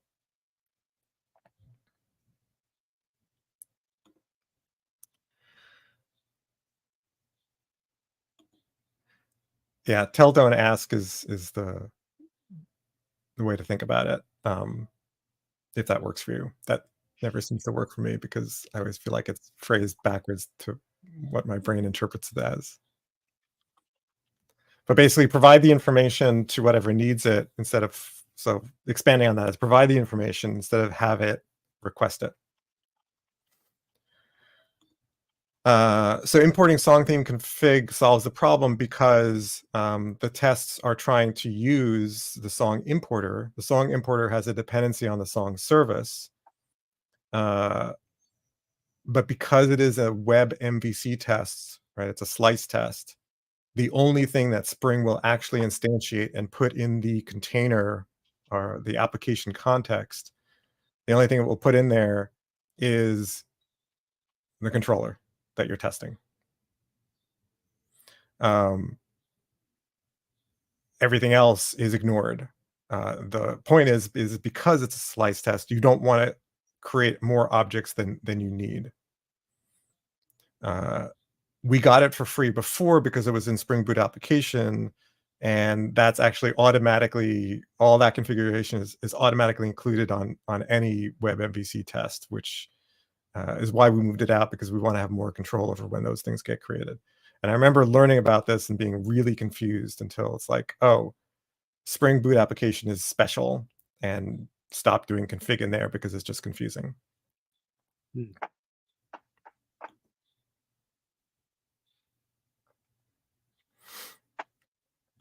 Yeah, it's almost always easier to be told information than to have to go and request it. So if the caller has that information available to it easily, then just pass it in. And I find I can't think of a case where I've had to explicitly go out and request, hey, who's currently logged in, or who's the current user, because it's always handed to me.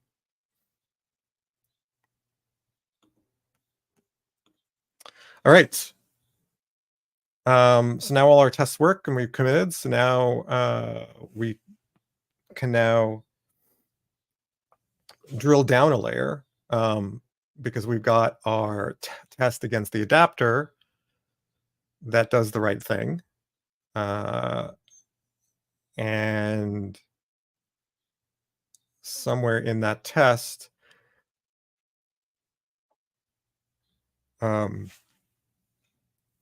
perhaps not directly, but somewhere in one of those creation factory methods in this test, we're doing a new theme finder, and eventually we're going to have to sort of promote that out a bit. But for now, it's fine. We could leave it.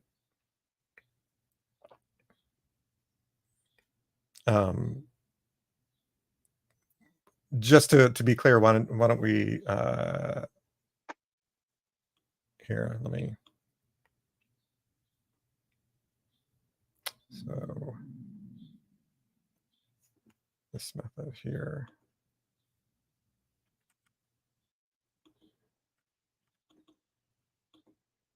So if you go to the implementation of this method that I selected. That one? Yeah. And so here is the theme finder. And we're probably going to want to introduce that as a parameter to sort of pop it out, because eventually what we'll want is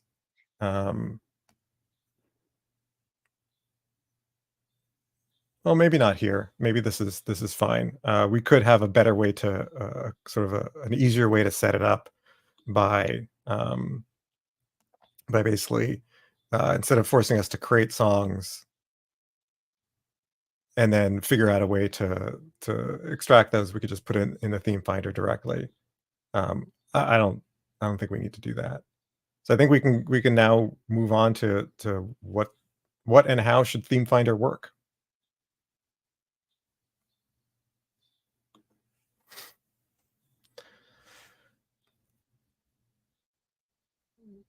So yeah, so what do you think? So it would be talking to, actually, would you mind throwing up the diagram again? Oops, sorry, didn't mean to On do your that. side. Yeah. There we go. So we've got the connection to our theme finder. So we've got this, and we've got this. it's too big. But it's concrete, but it's the port at the moment. At the moment, it is a in progress port. Yes. Yeah. So do we have it? Sorry, keep going. I was going to say, so we have a choice of sort of how we can go. What were you thinking? Well, I was like, do we work with the fake in memory adapter or with the database directly, or not directly, but in other words, are we talking to? I guess we would talk to the real thing. We don't need to talk to the fake for this, because the fake's only used for tests. So we yeah, I mean the real work is going to be in the real thing. For the tests, we do want to provide a way to create a fake. So we could and we don't even need a fake. It's basically just a stub, because we're not adding, we're not sort of, we can program it more. Yeah. Right. Yeah. So for the test we just wrote, we could basically say, okay, we want our stub theme finder, when you're asked for find all, return these two songs. Right. And then we need to test against the production version. Yeah. Right. You said there was two different approaches. What were they again? It's sort of like just which do we do first, and I think extract the interface, have our stub, and then create the concrete one is probably our next steps. Okay, sounds good. Let me make it so you can switch back to me. Yeah, you can now.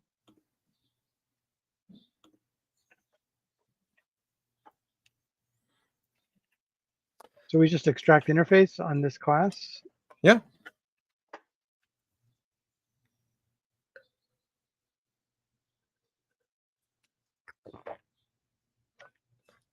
The usual naming challenge. Let's see. So the interface, we want to keep it as theme finder.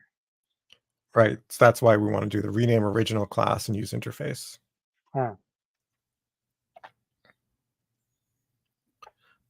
And we want to rename the implementation. In this case, it's just a stub theme finder. You put stub at the prefix. Yeah. Everything else good? And technically, oh, this should go to test, right? Yeah. So if you hit the three dots, you can select test from there. And then we want to select the thing that we want to form the interface.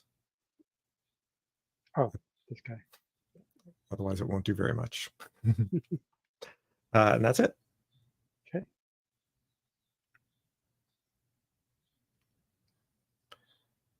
Interesting. Yes, because now we don't have a real theme finder. Oh, because this is the production code. We could implement one right in place for now, which basically just returns nothing. So just do this? Yep. Oh, you're saying return nothing. Oh, no.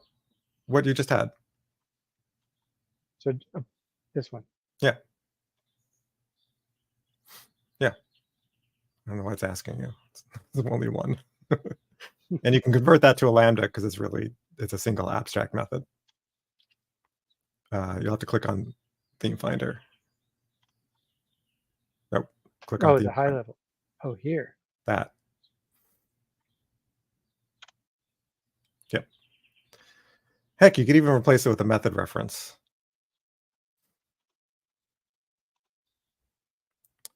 Which is not obvious at all, but that's fine. This is temporary.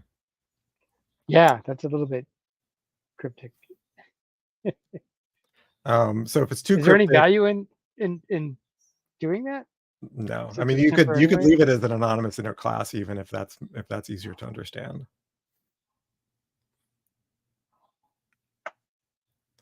Because this is temporary. This will go away once we actually have the concrete implementation. Okay, so let's just leave it for now then. Yeah. Yeah, perhaps a bit overly concise. But hey, it's like it's a method that returns a list, and so just saying list of is an implementation. Clearly, it's a valid implementation. Let's run all the tests just to make sure we're still in good shape. F10, right? Yeah.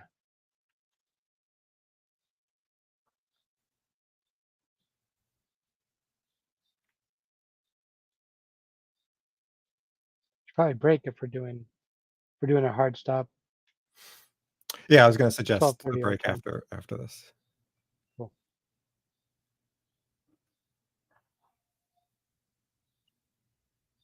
Looks good. All right. All right, so we'll take another break, and when we come back, we will start looking at implementing the real thing. Do you want to commit this when we come back first? Yeah, let's commit. Continued. I think we can say extracted theme finder port.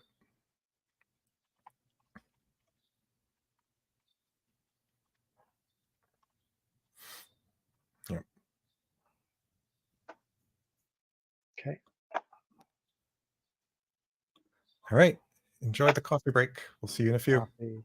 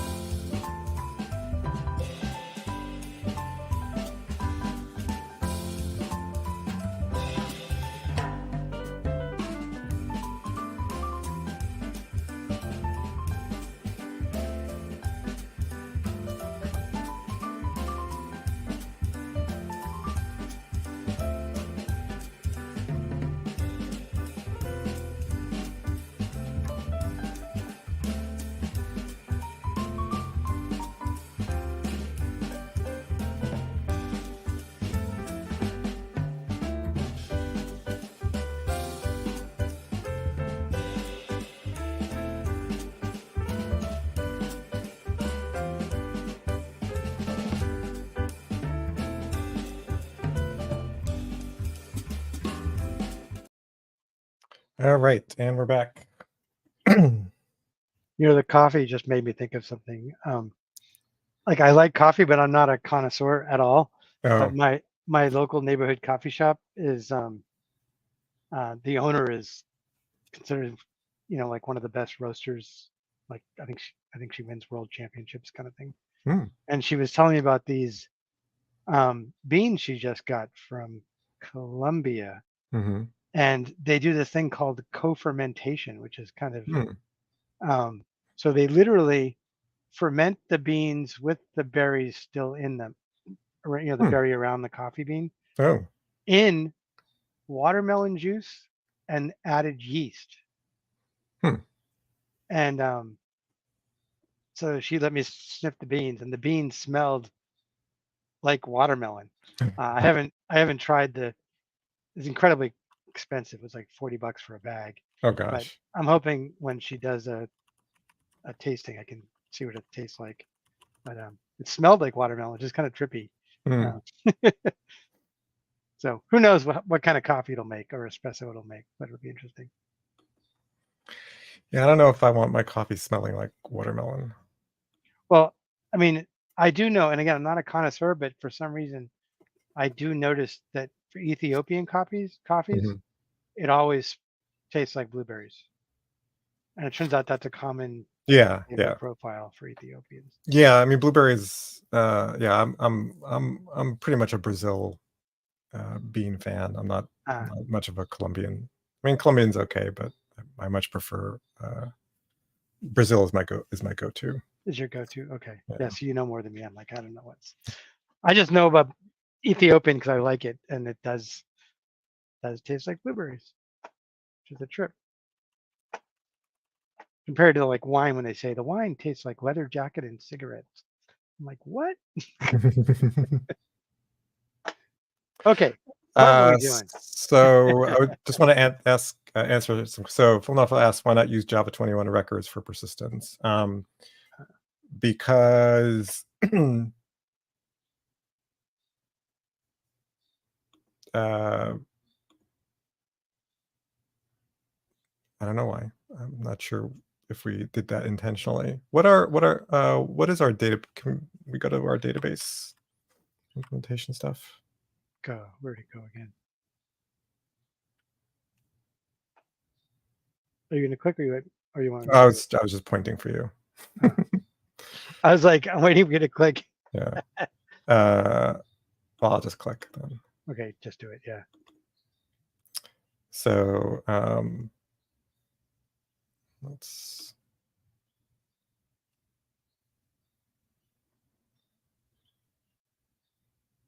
I mean, there's probably no reason we couldn't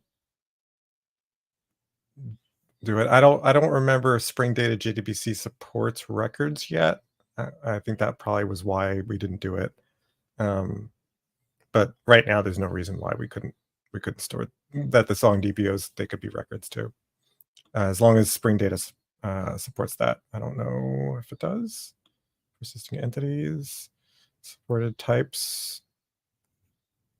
I don't know. I'd have to look to see if it. Because Spring Data JDBC is oriented around storing aggregates. We don't really have an aggregate here, at least not yet. So generally, your aggregates are not going to be records because they're going to be mutable. So I don't know if Spring Data JDBC supports directly storing records. I don't actually see any reference to that. So I'm assuming not, unless it says it somewhere. But anyway, that's why I wasn't sure if it supported it. And hello, Jeko Sedlak, welcome.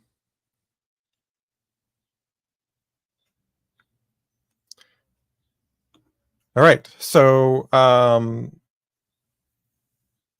we were going to look at our theme finder. Where'd it go? So you've fallen into the trap. Yep, I know.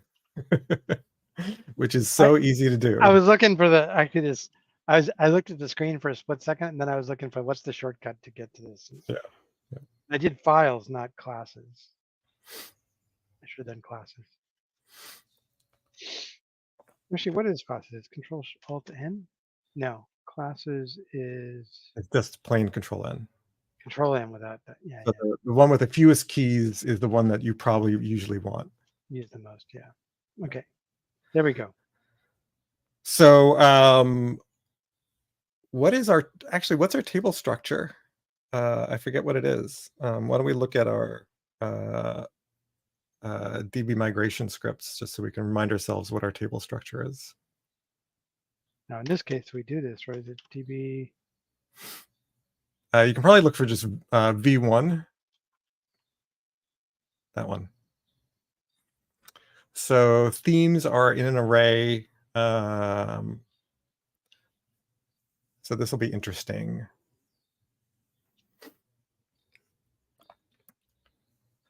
So there's Why are you thinking it'll be interesting? Well, it'd be interesting because we could delegate all the work to the database of find all unique across all themes. Across all songs, find unique themes, and then return that sorted alphabetically.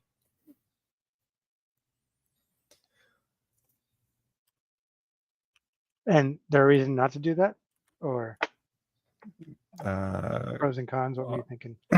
There are. So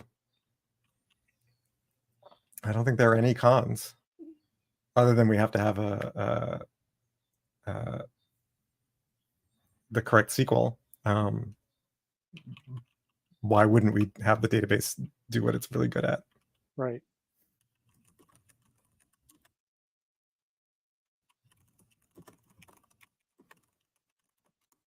So just out of curiosity, if we had, which we will never get big enough to this be an issue, but let's say we had, millions and millions of rows.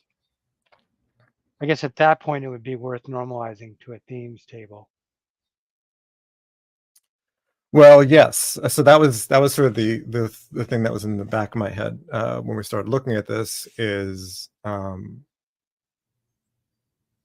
do we want to create such a thing? Do we want to say that this really shouldn't be an array of themes, but actually should be a separate table? And the advantage of doing that now versus waiting? If we do it now, we don't have to migrate. Yeah, migrating could be kind of weird, right? I mean, so on the other hand, always be migrating. If you never migrate, then you never know how to migrate, and then you never know if that works properly, and you don't know how to, right? So how to do that skill, right? Yeah, exactly. Good point.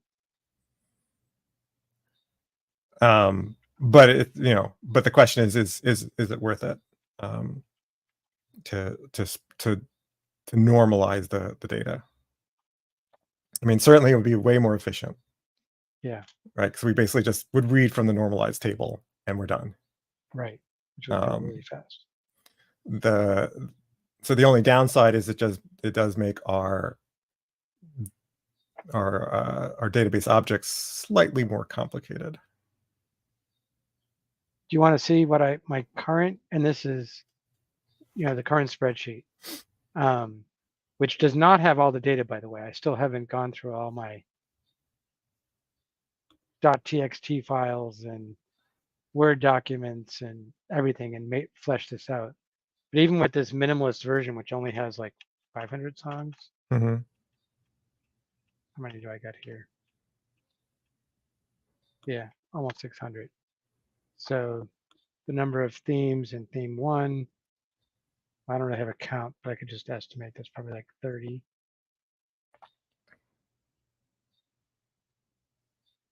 Another 30, assuming they're unique. Maybe another 10.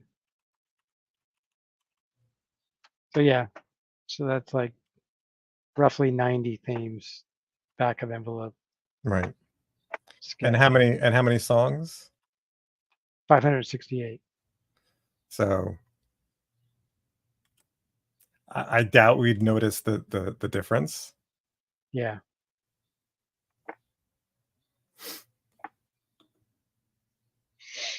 But let's just assume I get 10 times. Sorry, I'm laughing at this. Normalizing a relational database with referential integrity sucks all the fun out of bug finding.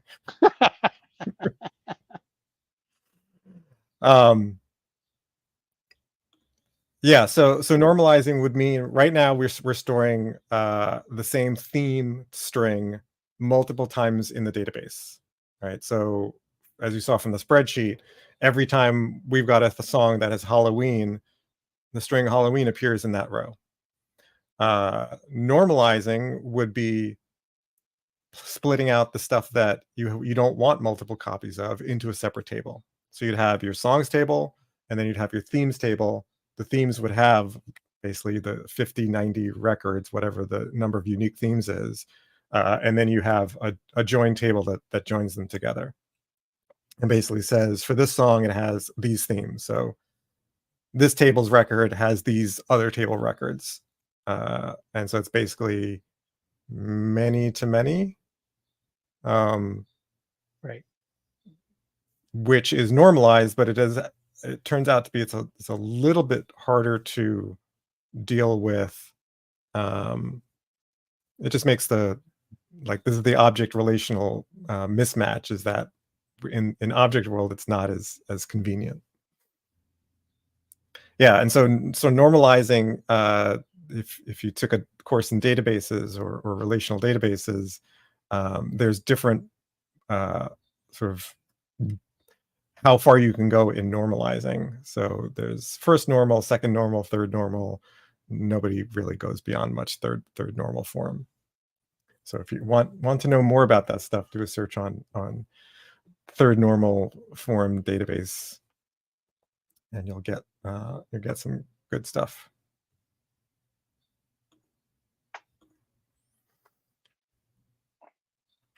So let's just assume we ultimately have 10 times, 100 times the number of songs.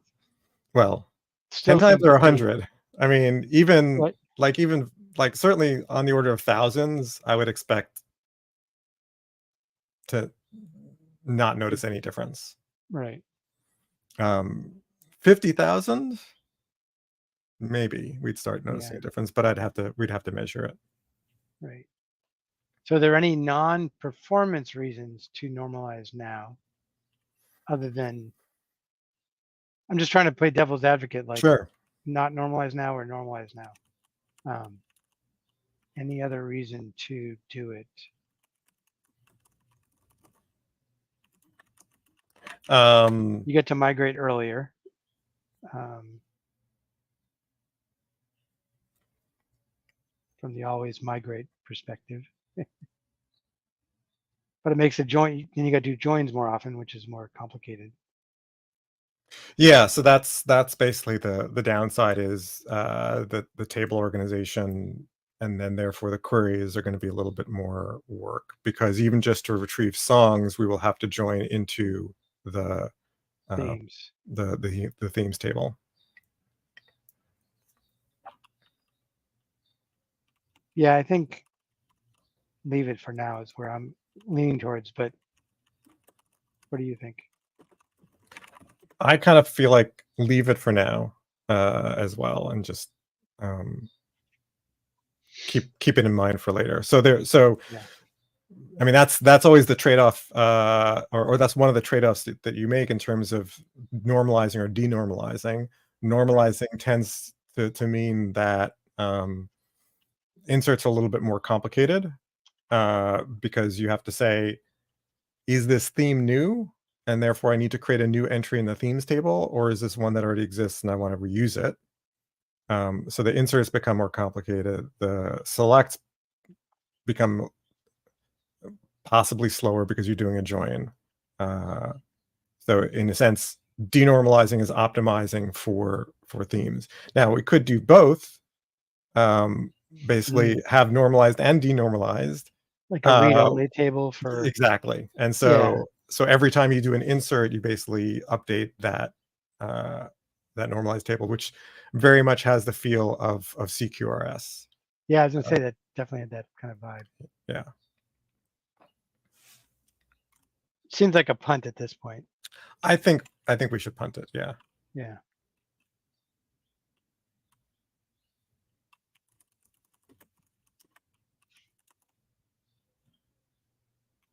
Are there any more questions in the chat that we should answer before we move on?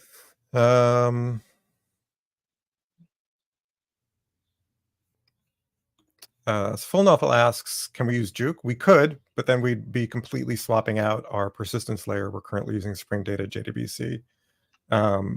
What is Juke? I don't really know that one. So it's a different way of, in a sense, basically mapping objects to your database tables. It allows you to write your code in a type-safe manner, and write you're writing database queries basically in a fluent Java syntax. And so it's quite flexible, especially if you've got complex database relationships, table relationships. It's really nice for doing that. Which we don't have. Which we do not have. Yet. I don't Maybe never. For this app, I don't think we'll ever have it. So Jacob asks, once you want to retrieve all songs given the theme. We currently do that with a query that looks through all of the rows. So that search would be faster with a denormalized data, because then you'd basically traverse the relationship from, hey, what are all the songs that have pointers into this row of this themes table? Would it be, you said denormalized, would be for sorry, normalized. It would be normalized. The normalized would be faster retrieving of find me all songs for this theme. Right. Where it gets, and then you'd basically use a combination, because if you're searching for multiple themes, you want to find ones that match any of those. But we already have a query that works using the Postgres array syntax, because if you look closely, line 8 there is that themes is an array of text, not just text.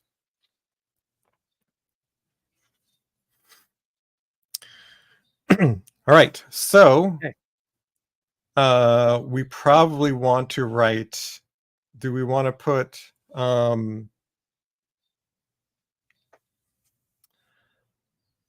do we want to implement the theme finder in a new class, or do we want to add it to the existing repository class?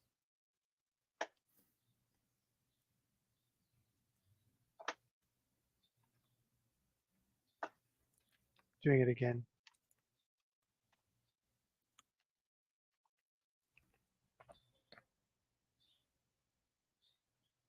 Song repository? That's the port. That's the port. So it would be in memory. And this is the other reason that I'm stopping my use of repository for port names, is because it becomes very confusing, because we've got two things named repository, and that one being the port and one being having the word JDBC in the middle doesn't seem to help in that regard.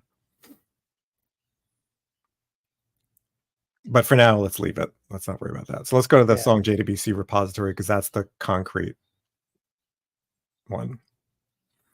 So this one, we've got our little query that does the select that finds songs by theme, ignoring case. So we have a custom query here, and that returns a list of song DBOs. So we could throw on another method. Oh. Wait a second. This is interface cost, though. Well, technically, it's a concrete implementation, because at runtime, it's actually becomes a concrete class. Oh. So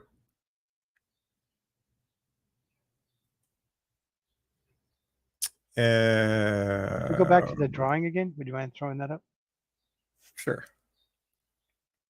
So you're saying if we used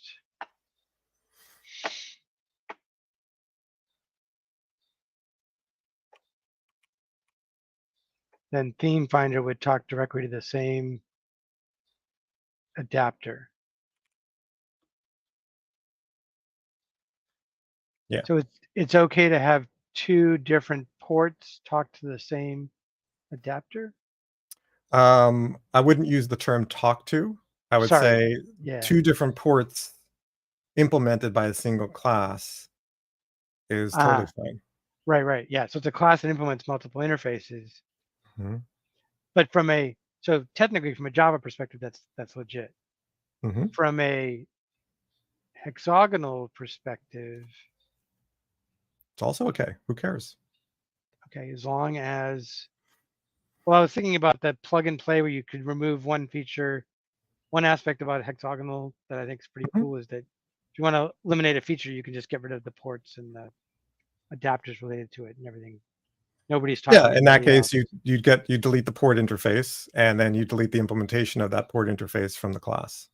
Ah, yeah. So, and then you're still not affected. So as long as the class doesn't have implementation that affects each other. In other words, Yeah, so there's you have to be careful there. yeah, I mean, you want to do it where it makes sense, where there actually needs to be shared information. Right. So for example, in my TDD game, I've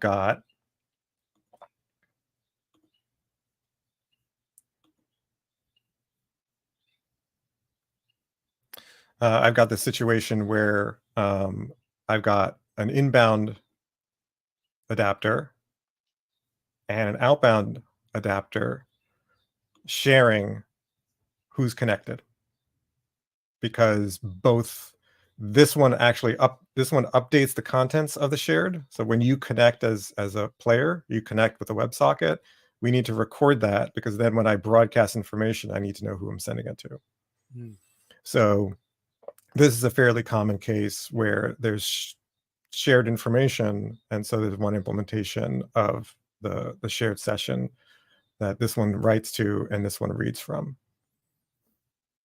There's some interesting symmetrical stuff going on, but basically there's a concrete class that is shared by both adapters. Okay. For song themes, I don't think there's actually anything shared, so probably doesn't make sense to put it in one. Put in this. So I have a new Yeah, adapter. yeah. Okay. Let me get this off the screen so we can go back to. Okay. All clear. Oh, you're going to make the drawing out. That's good. So this would be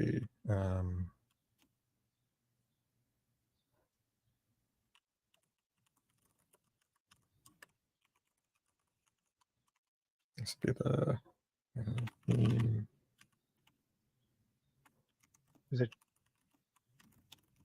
Are you Something like prefixing that. with JUC? Okay. Yeah, I think that at least makes it more clear that it's the JDBC implementation. Got it. Whereas for our other stuff, nope, wrong one.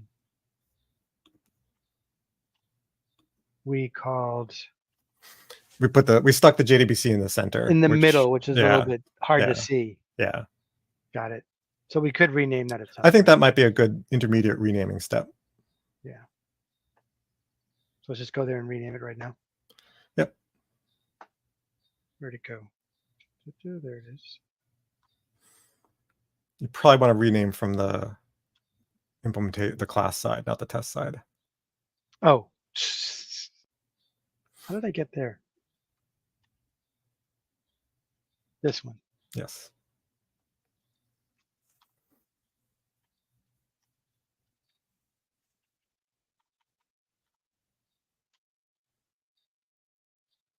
And that you want to select, because we want to rename the test. Yeah, make them in sync. Mm-hmm.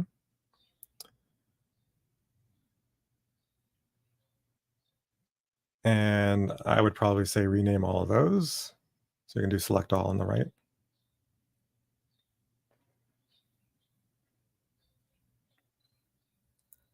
Was that everything?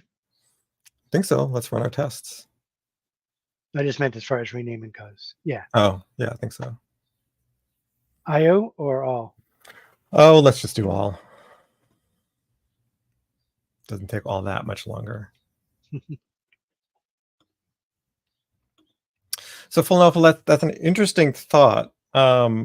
These diagrams are sort of by themselves not useful.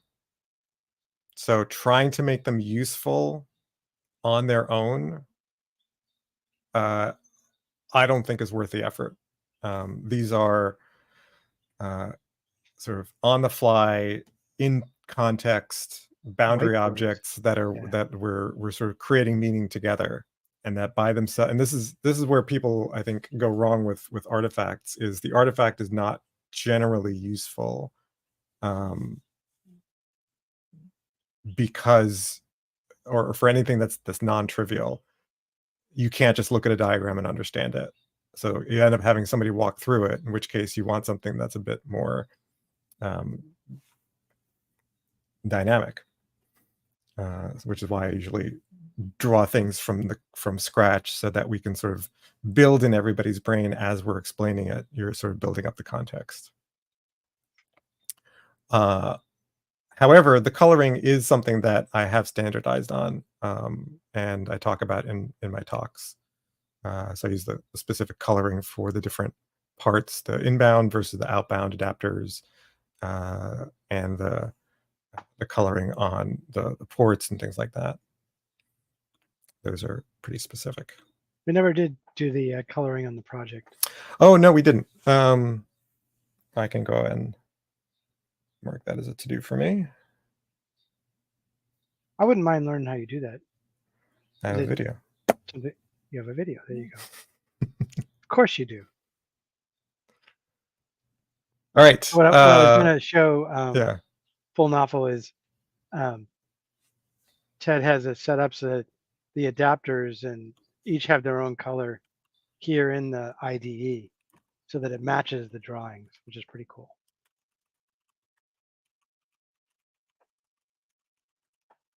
But okay, we do have a hard stop in 21 minutes, so we probably should. So we want a test then against whatever the new the JDBC theme finder. So let's create a test for that.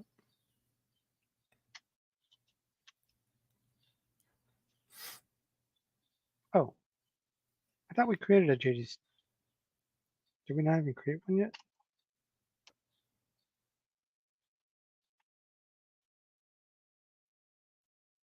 That's the only theme finder? Yeah, we didn't actually implement the JDBC theme finder yet. Okay. We just named it in the diagram. We hadn't implemented it. Got it. So you can go ahead and implement it to create an empty implementation. And we'll put that. This will work, right? Yeah, that'll work. And we'll name it JDBC theme finder, as we said.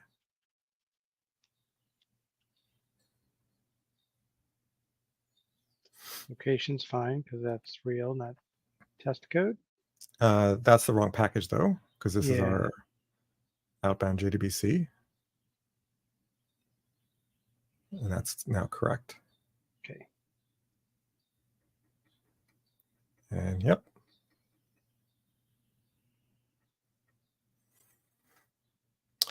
Now, normally, when we have any non-trivial retrieval, search, or save, we create an adapter because we convert to and from our domain objects to the database objects. Here, since we're just returning strings, we don't need such an adapter. So now we want to drive this through tests, specifically a database test. So here we're going to switch from our IO free test to our database tests. So what I would say is let's grab our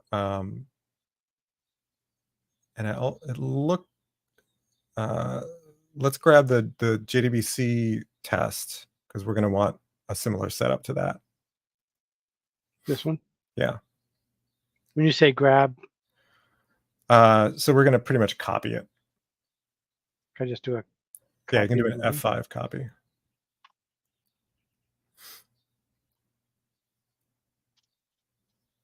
Oh, we're not going to use the word repository anymore. No. Right.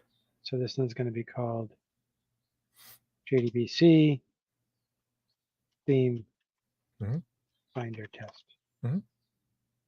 Out JDBC. This needs to be under the test destination.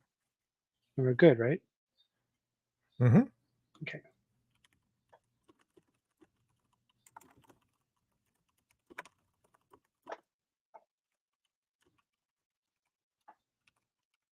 So what do we change from this clone we made? I would say let's just delete the tests. So delete, we don't want to auto wire. We'll want to auto wire something else, but we can delete the tests, the actual tests, because we won't need those.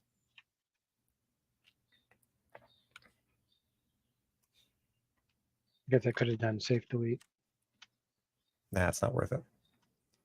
You would have to do that a couple of times. Yeah. Okay. Make a new All test.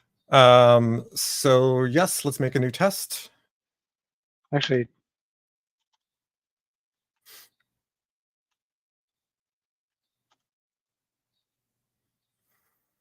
so what's our first test?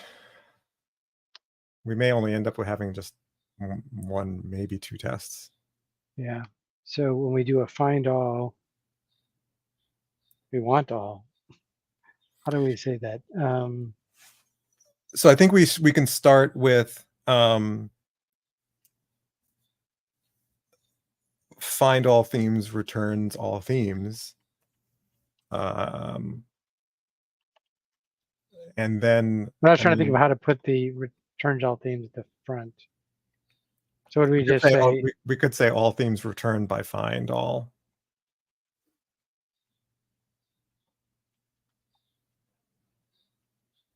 Just thinking about that approach we've been doing lately. Yeah. Like that. Yep.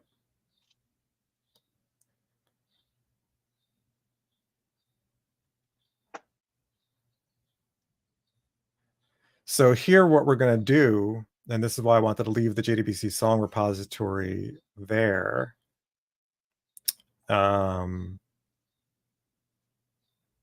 Is we're going to need to insert stuff into the database using the JDBC song repository.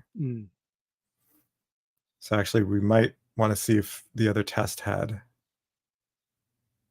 Yeah, let's grab those 3 lines. Yep. Those 3? Yep.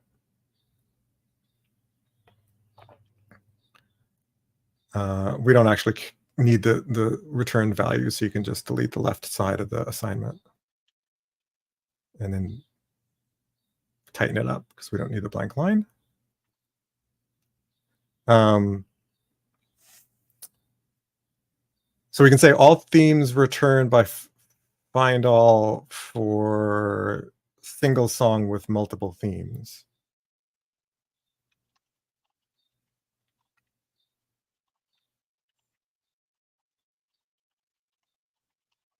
And then we'll either write another test or we'll expand the test to have multiple songs with multiple themes. Yeah. Probably not worth parameterizing to have. It might be. Yeah, I guess we'll see when we get there. We'll see.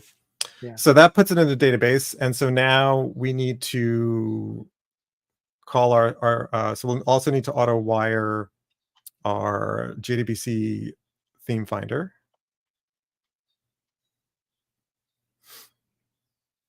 Like it says. So it knows what we need. Why doesn't it like it? Cannot auto wire. Can we go to JDBC theme finder? Is this in the right place? It is in the right place. Oh, we haven't actually said what we implement. So this is interesting. Oh, you mean from this perspective? Yeah, we didn't extend anything. So we implemented, but we didn't extend.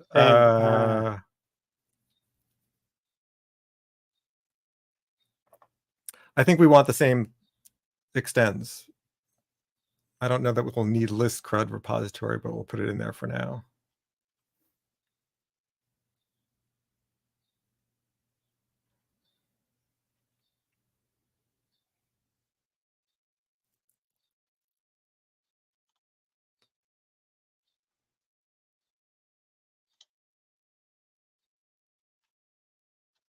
What's it not happy about? You want the implements at the end. So order makes a difference in Java. And it still doesn't like it. Yeah, because it doesn't have, that's why we don't want list CRUD. I think we just want CRUD. And then that's going to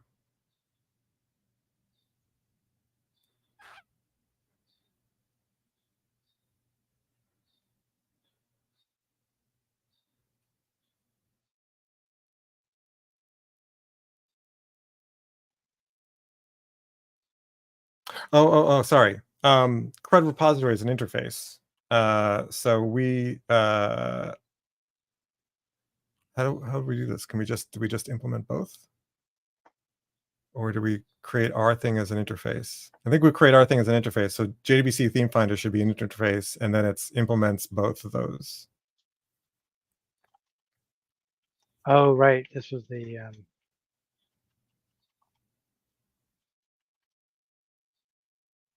and then you need a comma instead of the other implements.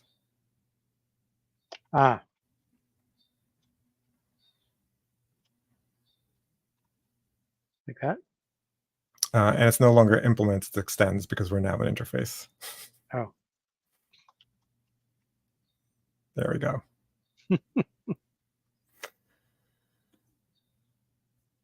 And yes, we are auto scanning everything. So,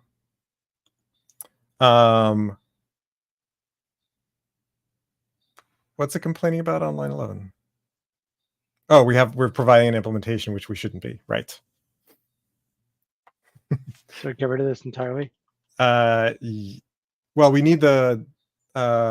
We could provide a default, but we're gonna write our own thing anyway. So, let's delete the public. Let's delete the curly braces. We'll just leave the definition. And instead of override, we're going to want to write our own query. Oh, right. Kind of like what we did here. Yep. In fact, you might want to borrow that because it's going to look more complicated than that, but that's the basics of it. I want to look at that again. So we had the query as a annotation and then return type interface. Got it. Okay. Wait a second. There's the param theme. Yeah, we're not going to have a parameter, so we're not going to worry about that. Okay. I wonder how this is going to work because we're defining our own method. What is it complaining about? It just thinks that you can't put a star in that. Oh, it's a different return type.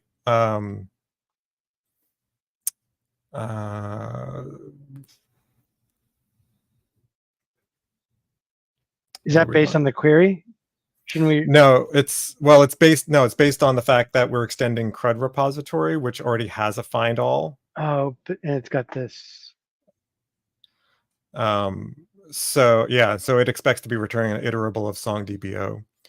For now, let's do a rename of the method to be find all themes, and then we'll figure out a better way to organize this.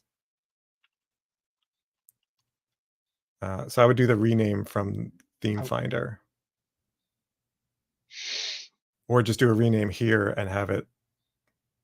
So just rename this guy? Yeah, rename it from here because this will be more reliable. Yeah.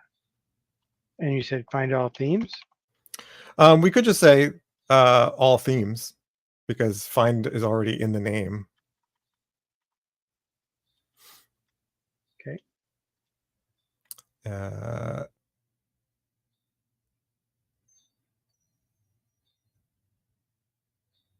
Don't think I would say I think we'll leave it as is. Okay. That's where I was heading. Let's go now to the JDBC version. So now it's happy. Although the query is wrong, it's at least now happy. Right. Philadelphia asks, what's the benefit of using listcred repository? Listcred repository, instead of returning an iterable for things that return multiple items, it returns a list, which is usually what you want these days. But we're not using any of those, so it doesn't really matter. So what we would like is something that returns a single column and a single theme, and it's going to be wrong. But it's a good next step. But it's a good next step. So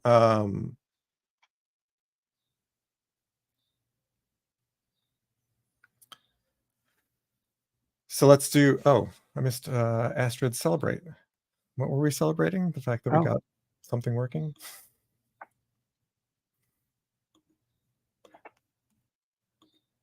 It's true. We don't celebrate enough. We. All right. It doesn't work as well here as it does on OBS. So let's change our query. So it's not going to be select star. It's going to be select theme.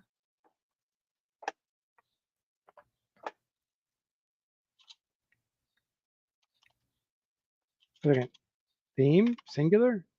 Yes. And it's not going to be directly from song. So we're going to have a nested,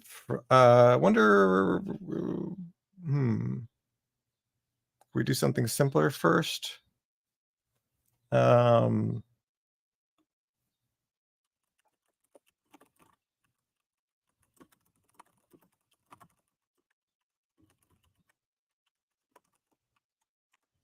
Let's see, let's return something simpler. Yeah, so let's do this. So select themes, and then using the array syntax, so open, close, square bracket, put a 1 in the middle, and then say as theme. Not that that matters. Like that? No, you still don't delete that stuff that you just deleted. We still want that. So as theme. With a colon or without? Nope, without. There are no parameters, so there's not going to be anything. And there's no where clause because we're not doing a where clause because we want all.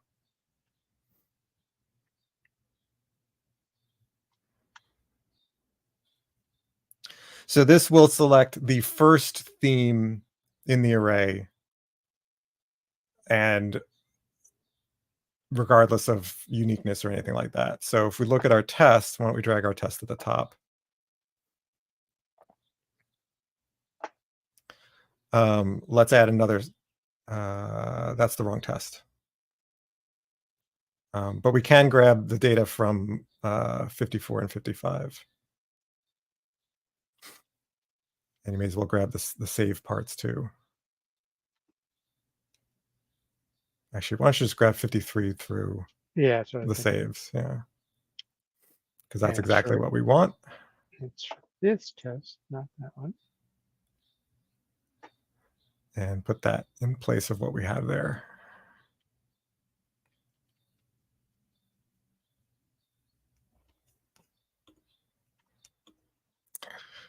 If you have a question, just ask it.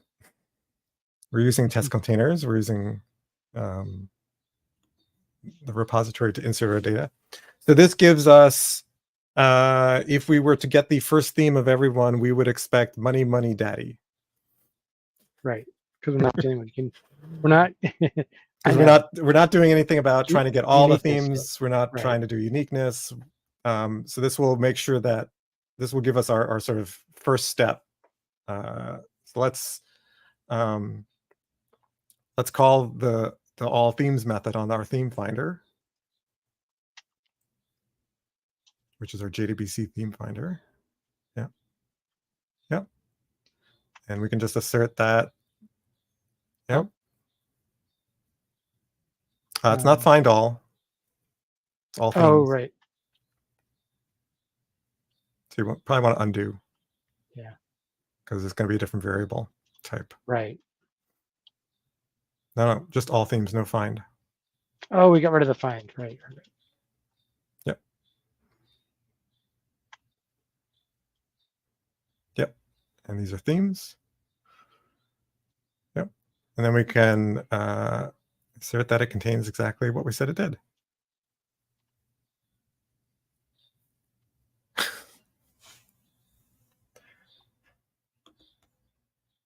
Yeah, denormalize makes querying much easier.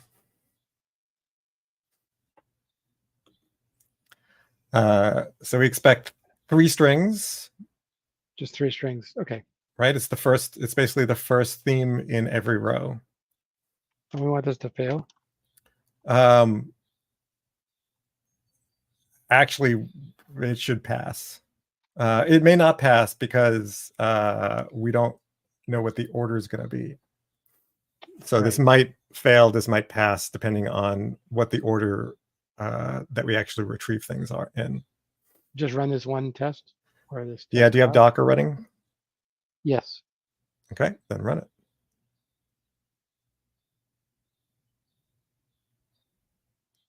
And whatever happens, this will be the last thing we do.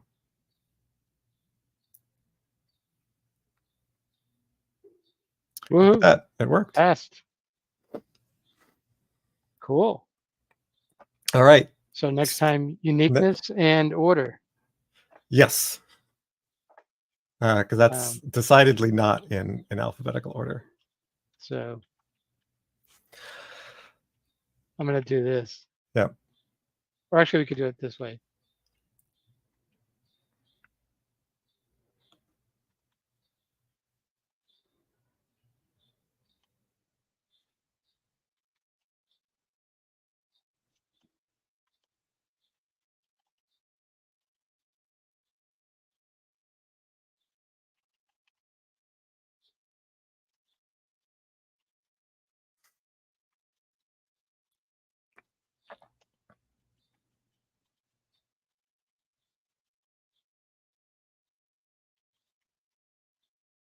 Right.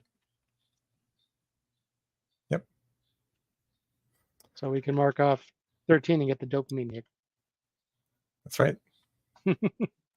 So Astrid, unfortunately, we cannot use distinct, at least not that I'm aware of, because we first have to sort of unwrap or what Postgres calls unnest the array. So we get basically a bunch of them. And then distinct won't work because it's going to think it wants distinct across records. And so we have to use a different mechanism. But we'll see what that is next time. Cool. Yeah, I know. For me, same way. Jacob is basically like, I'm used to normalizing stuff. What's with all the non-normalized, denormalized data?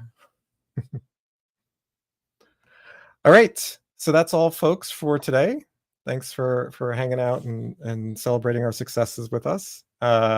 And next time we will pick it up from here, changing our query to have just the unique set and then the unique set alphabetized, and then that will enable us to go back to the front end and implement the dropdown, and then we can start talking about the actual autocomplete aspect and or the multiple select. Any final words, Mike? No, we should probably do a commit and push. Yeah. I can do that after. Yeah, so we can do that after. Later. Cool. Our next stream will be sometime next week, probably. Yeah. And we'll figure it out. So as always, if you want to stay up to date on when I schedule things, join the Discord. TED.dev/Discord. If you're not already there, join. there's some good discussions that going on there, and of course the announcements channel has when we schedule the streams. That's the first place it'll be broadcast. All right, so we'll see you next time. Sounds good. Thanks, everyone. Bye.